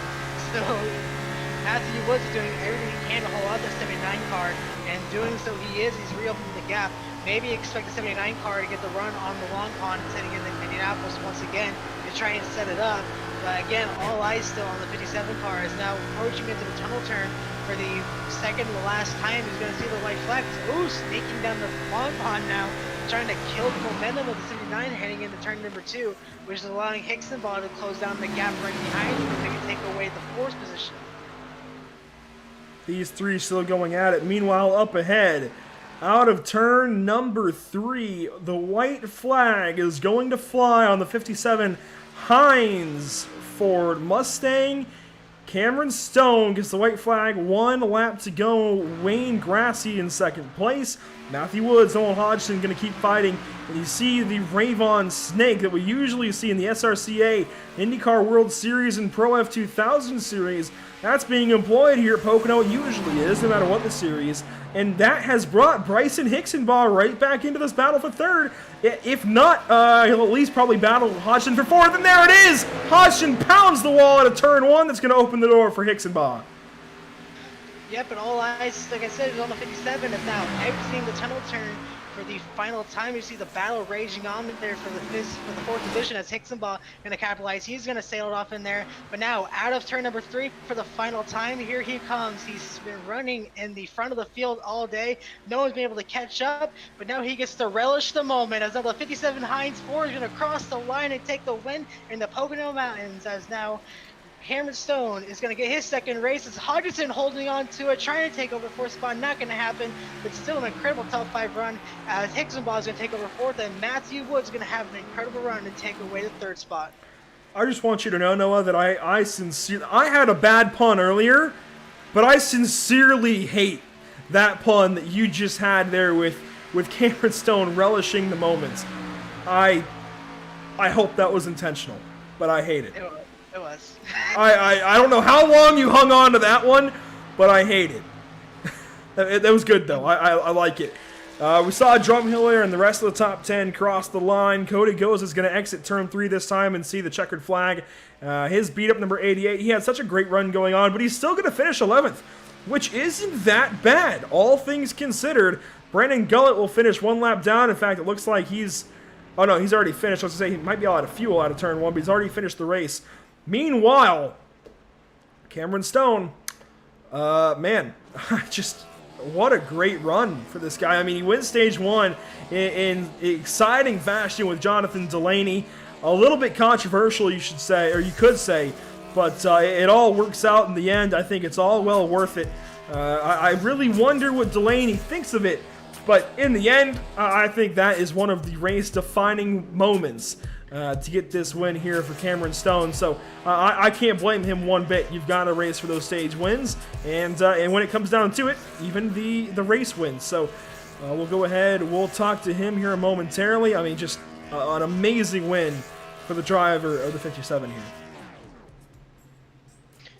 Yeah, we have a really big burnout contest going on here. As now you saw Daniel Fields getting involved in there. I think Hixenbaugh is going to get involved in it too. So a little bit of a maybe just friends want to meet up for a picture there. It's obviously a really big win. Well, Hixenbaugh and Stone are teammates. Well, how about that then? So now those two are having a great day.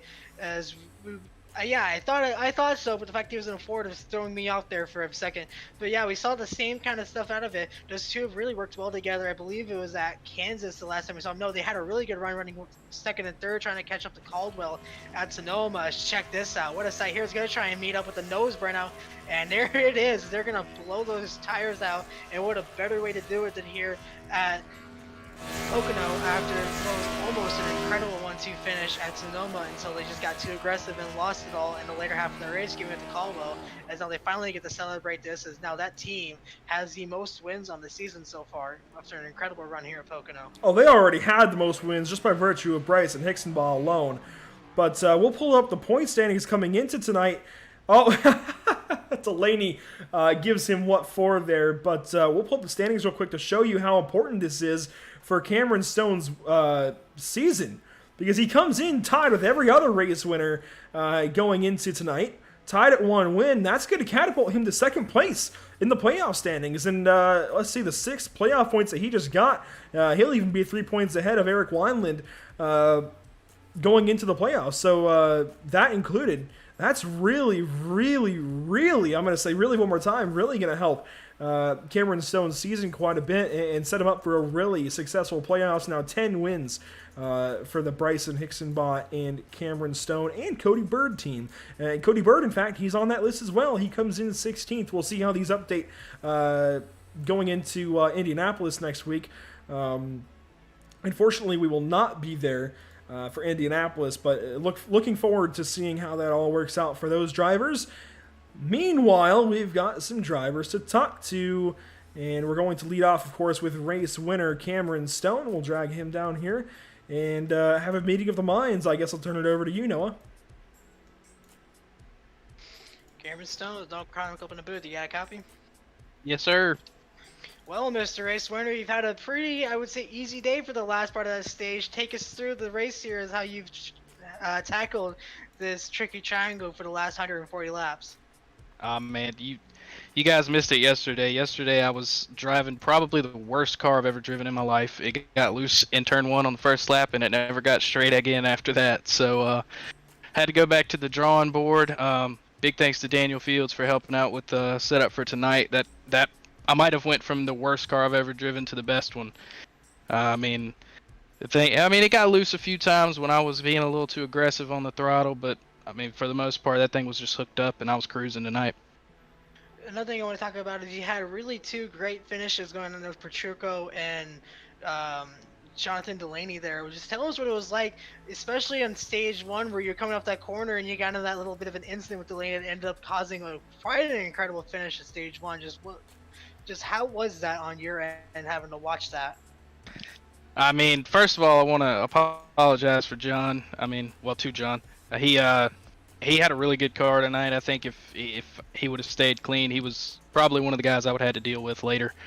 Ran a hell of a last few laps right there, and coming into turn 3, I had to go for it. We're trying to stack up as many playoff points as we can, so I sent it in there and got loose on exit, and he didn't really have enough room, and he didn't deserve that, but I had to go for it. Hope he's not too mad about it.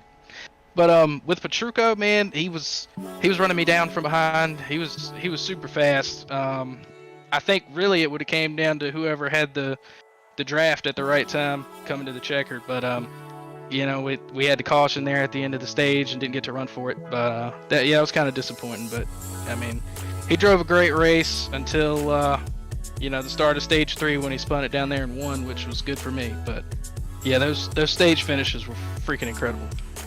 And then lastly, before here, kind of take us to a little bit of a throwback you had. It was obviously just kind of like a driver voted a way to have a throwback race. Just kind of take us through this paint scheme, because we've had a lot of fun making puns to that, but I kind of want to hear what you have to say about the history of that car, or whether or not what caused you to decide to run that car.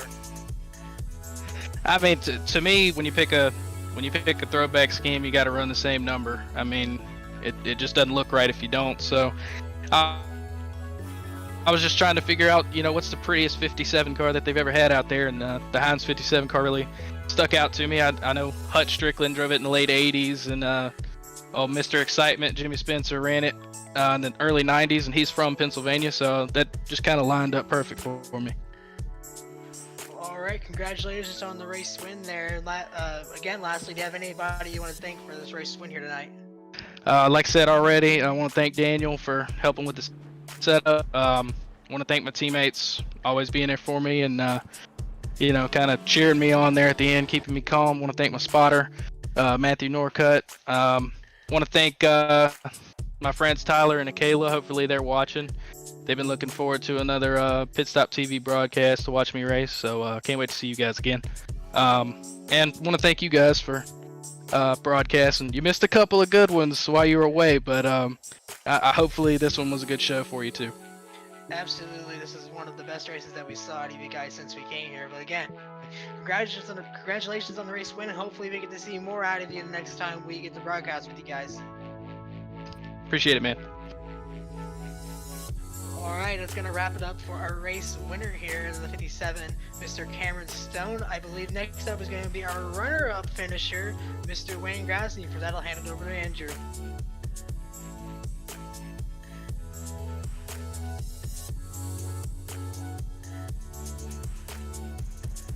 We probably are not going to have Wayne Grassley. Unfortunately, he doesn't usually connect to... Oh no, he has this time. This is the first time I've seen him in Discord, so my bad there.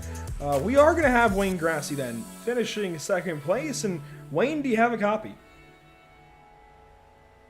Yes. Can you hear me?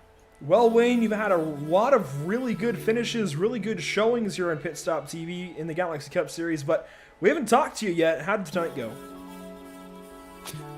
Well, I tell you, there was too many cautions tonight. There was too many wrecks. I got damage early. I got damage on the first lap, actually, and then got that fixed, and then went out and got more damage. Somebody got me from behind, and was fighting that the whole race, really, trying to get the car better. And put a bunch of tape on it, and ran the tape as much as I could without blowing up, and just got the car so it was fairly good, and didn't have a car to win, but I'll take second. It all ends up working out in the end. A really solid second place. You did get one lap led as well, and you were as low as 23rd. Definitely an up and down day. You mentioned getting caught up with some damage in the early goings, but you end up making it all worthwhile in the end. And you finished second last night too, here in the first part of the doubleheader this weekend. So overall, I think a pretty good weekend here at Pocono. Yeah, I'm pretty happy with it. I love the track. It was a lot of fun. Last night was a blast. I mean, there are very few cautions. Just had a great time. But tonight was very challenging. Yeah, so actually, this was the first time that we had seen a Friday night race here for the Galaxy Cup Series. How do you feel like it was different last night on a Friday compared to a Saturday? It just was so clean last night. I couldn't believe it. I mean, we were real tight racing. I mean, we were 3 wide going into the corner, multiple times, and never wrecked. And just a very clean race overall last night. Tonight was just nothing in comparison to last night. Well, Wayne, I don't believe, in fact, I can say for sure we're not going to be covering Indianapolis next week, but we look forward to the next time that we are here at the Galaxy Cup Series. Since this is the first time talking to you, I do need to ask, how exactly do you pronounce your last name? Grassi. So we've been saying it just about right. We've been saying Wayne Grassi all the time. I guess more like Wayne Grassi. Yes, Grassi, yes. Gotcha. Okay, so that's great clarification. Before we let you go, who do you have to thank for your big run tonight? And just who do you have to shout out? Well, Shell Pennzoil, of course, and we really appreciate everything Galaxy does. This is a great league with some really top-notch drivers. Really am having a lot of fun racing here, and I appreciate these broadcasts. You guys really do a good job at these broadcasts. And actually, hearing you say, there we go, Shell Pennzoil, I think it reminds me that, I think we talked to you once before, but regardless, those first couple of weeks we couldn't get a hold of you. It's good that we're finally talking to you, and it's really solid second place. We look forward to seeing how you do at Indianapolis and beyond. All right, looking forward to it. So Wayne Grassi finishes second place, and man, again, what a really, really good run for him. Second place 2 nights in a row has got to feel pretty good, both for your confidence and for your points totals. So a really solid weekend for him. I'm gonna see if we have Matthew Woods in the Discord. It doesn't look like we do. So, given that terrible disappointment, Noah, I'm gonna turn it over to you actually with Jonathan Delaney, because I think that's gonna be a pretty good conversation.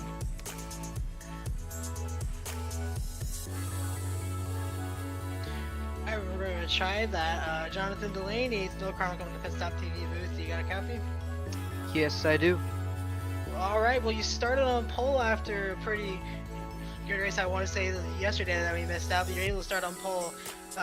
You had a really good run in stage 1, but I'll leave it up to you to tell us how that end of stage 1 ended for you coming to the line. I'm not too mad at him. I get him. You know, we're both racing for playoff points. We're both locked in, so I get him. You know, racing as hard as he can, getting his playoff points, and I was too. And he got loose on the exit of 3, washed up, and I got a little loose coming off the turn 3, and I believe we netcoded a little bit, and we made contact, and basically from there on out, my race was done. So. Yeah, you talk about your race was done after the beginning of stage 2. Was it just like maybe a damage stake, or was it maybe a thing of being in that pack really kind of held you up ever since that wreck happened? Oh, it's just the damage was really bad. Once I came down and fixed it all, it would just not turn at all. And then when I tried to make an adjustment, it just was way too loose, and the car didn't know what to do. So once I had that damage, the car felt really weird, and I wasn't able to recover from it. You just talk about, you know, the sting of having such a good start and a bad finish. Does that hurt at all, even more with the fact that this is kind of a home race for you, with it being in the Pennsylvania state? Yeah, it does, because I felt like we definitely had a top 5 car, or even top 3. We probably would have had a good battle with Cam, though I don't know how that would have turned out. So, but it's all good. We'll try and come back at Indy next week and have some redemption. Alright, well, before I let you go here, do you have anybody you want to thank for the run you've had here tonight? Well, for the start, I would say. I would like to thank Setups 4i Racing, Tanner Sets. He's gives out good sets with just minor adjustments you need to make to how you feel. All these guys here racing is just a fun group of guys to race around. Really fun. They good times every week, so just like to thank them. Well, alright, well, sorry for the luck that you had there after stage 1, but hopefully next time up we see you get to pull out some of the more things that we're able to see in stage 1. Yep.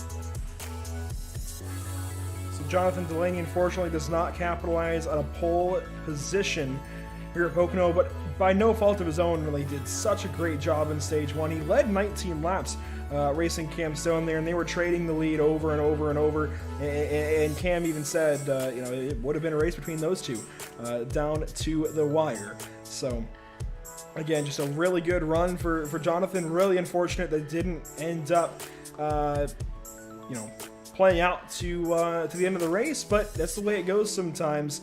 While we look at the beautiful number 6, we do want to, of course, roll down your race results, and that'll naturally kick off with first place, Cameron Stone. 5 seconds, the official gap at the end of it, and a really, really commanding win. Leading man, I forget how many laps he led. We're going to bring that graphic back up real quick, and let's see, that one, 94 of 140, that is insane. 94 laps led here at Pocono, and again, just a really commanding win, a second win on the season as well. Wayne Grossi then finishes second place, 5 seconds back. Matthew Woods almost 10 seconds back, ends up winning that battle with Nolan Hodgson and Bryson Hicksonbaugh. And man, those 2 spots were really important as well, and they came down to the wire. Great battle with those 2 drivers. Daniel Fields doesn't quite get that top 10, Noah, but still really impressive 6th place for the driver of the number 66. Kevin Steele comes home in 7th. Preston McRae, without a nose at the end of the race, comes home in 8th. Josh Coppernoll in 9th. And Randy Drumhiller, even after getting wrecked out by Cody Goza a little while ago, ends up in 10th. Finishing out 11th after having a really good run towards stage 3 is where you're going to find 88 of Cody Goza. Rounding out right behind him is the guy he was involved with that wreck, Brandon Gold, in the number 55. 13th is where you're going to find Cody Bird, one of those guys who talked about trying to finish out and get themselves further into the playoffs. I believe he is actually going to be one of the last cars on track, because Jason Taylor, who parked it, is going to finish 14th. Ryan Samuelson, a guy who did finish on the track, he is going to finish this race back in the 16th position. Then from on back are guys who retired, where you'll find Zach Probst, who weirdly retired after, we don't even know, just pulled off the racetrack. He rounds it out in 17th. 18th, we're going to find Lucas Simmons in 75. 19th is Brian Mabry. And then rounding out your top 20 is going to be Dalton Mobley in number 77. And heartbreak here for Jonathan Delaney, even just to rub salt in the wound. He was so close, only 2 laps away from getting a couple of more positions, and that would definitely have just, I can't word. It's been 3 long hours and I just can't anymore. Jonathan Delaney was 2 laps away from getting 2 more positions that would have really helped him kind of cap off the night with at least a better result and some more points that would go a long ways, and we'll see how it all works out for him later on. But man, he was so close, just 2 laps away from getting up into 19th and a few more laps away from getting some more spots.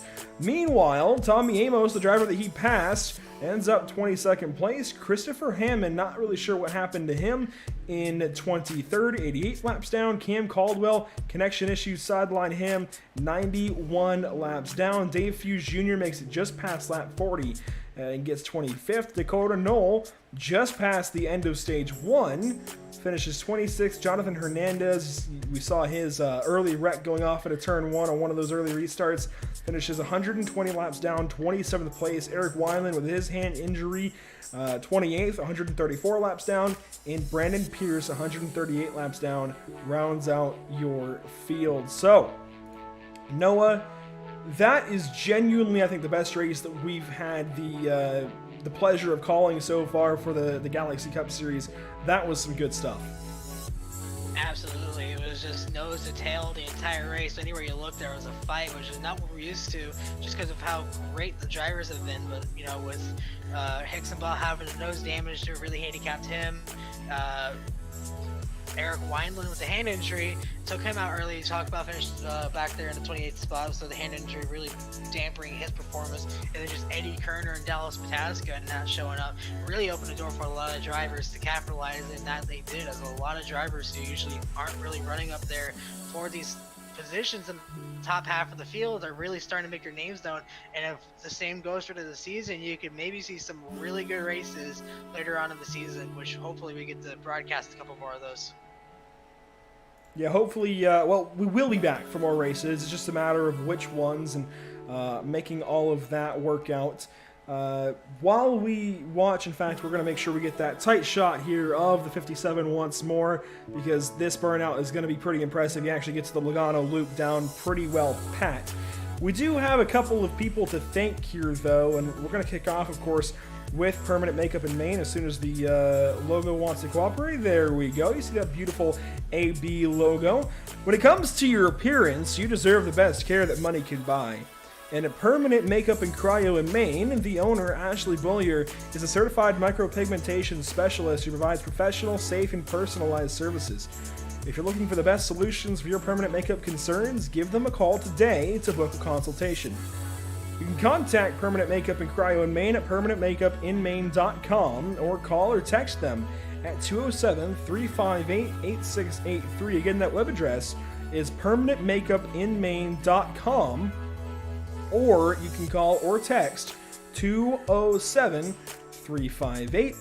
8683. And if you visit their Facebook page, Permanent Makeup in Cryo in Maine, you'll see that they do monthly giveaways, and I mean, who knows? You might just win if you enter your name into the bag.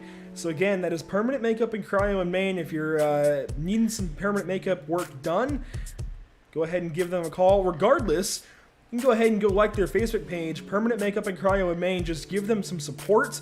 Of course, that's going to boost their ratings on Facebook. They'll get shown to more people who might then, maybe in your family, your friends, whatever, that might be able to utilize their services. So definitely, if nothing else, just support those who support us. Go give them a like on Facebook. Again, that is Permanent Makeup and Cryo in Maine.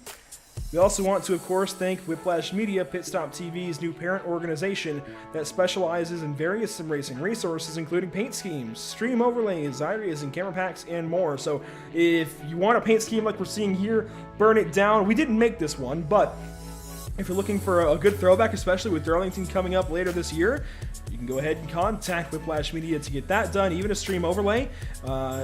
Make your stream on Twitch look good, or even some camera packs. You see custom cameras for each of our broadcasts that are done by Whiplash Media.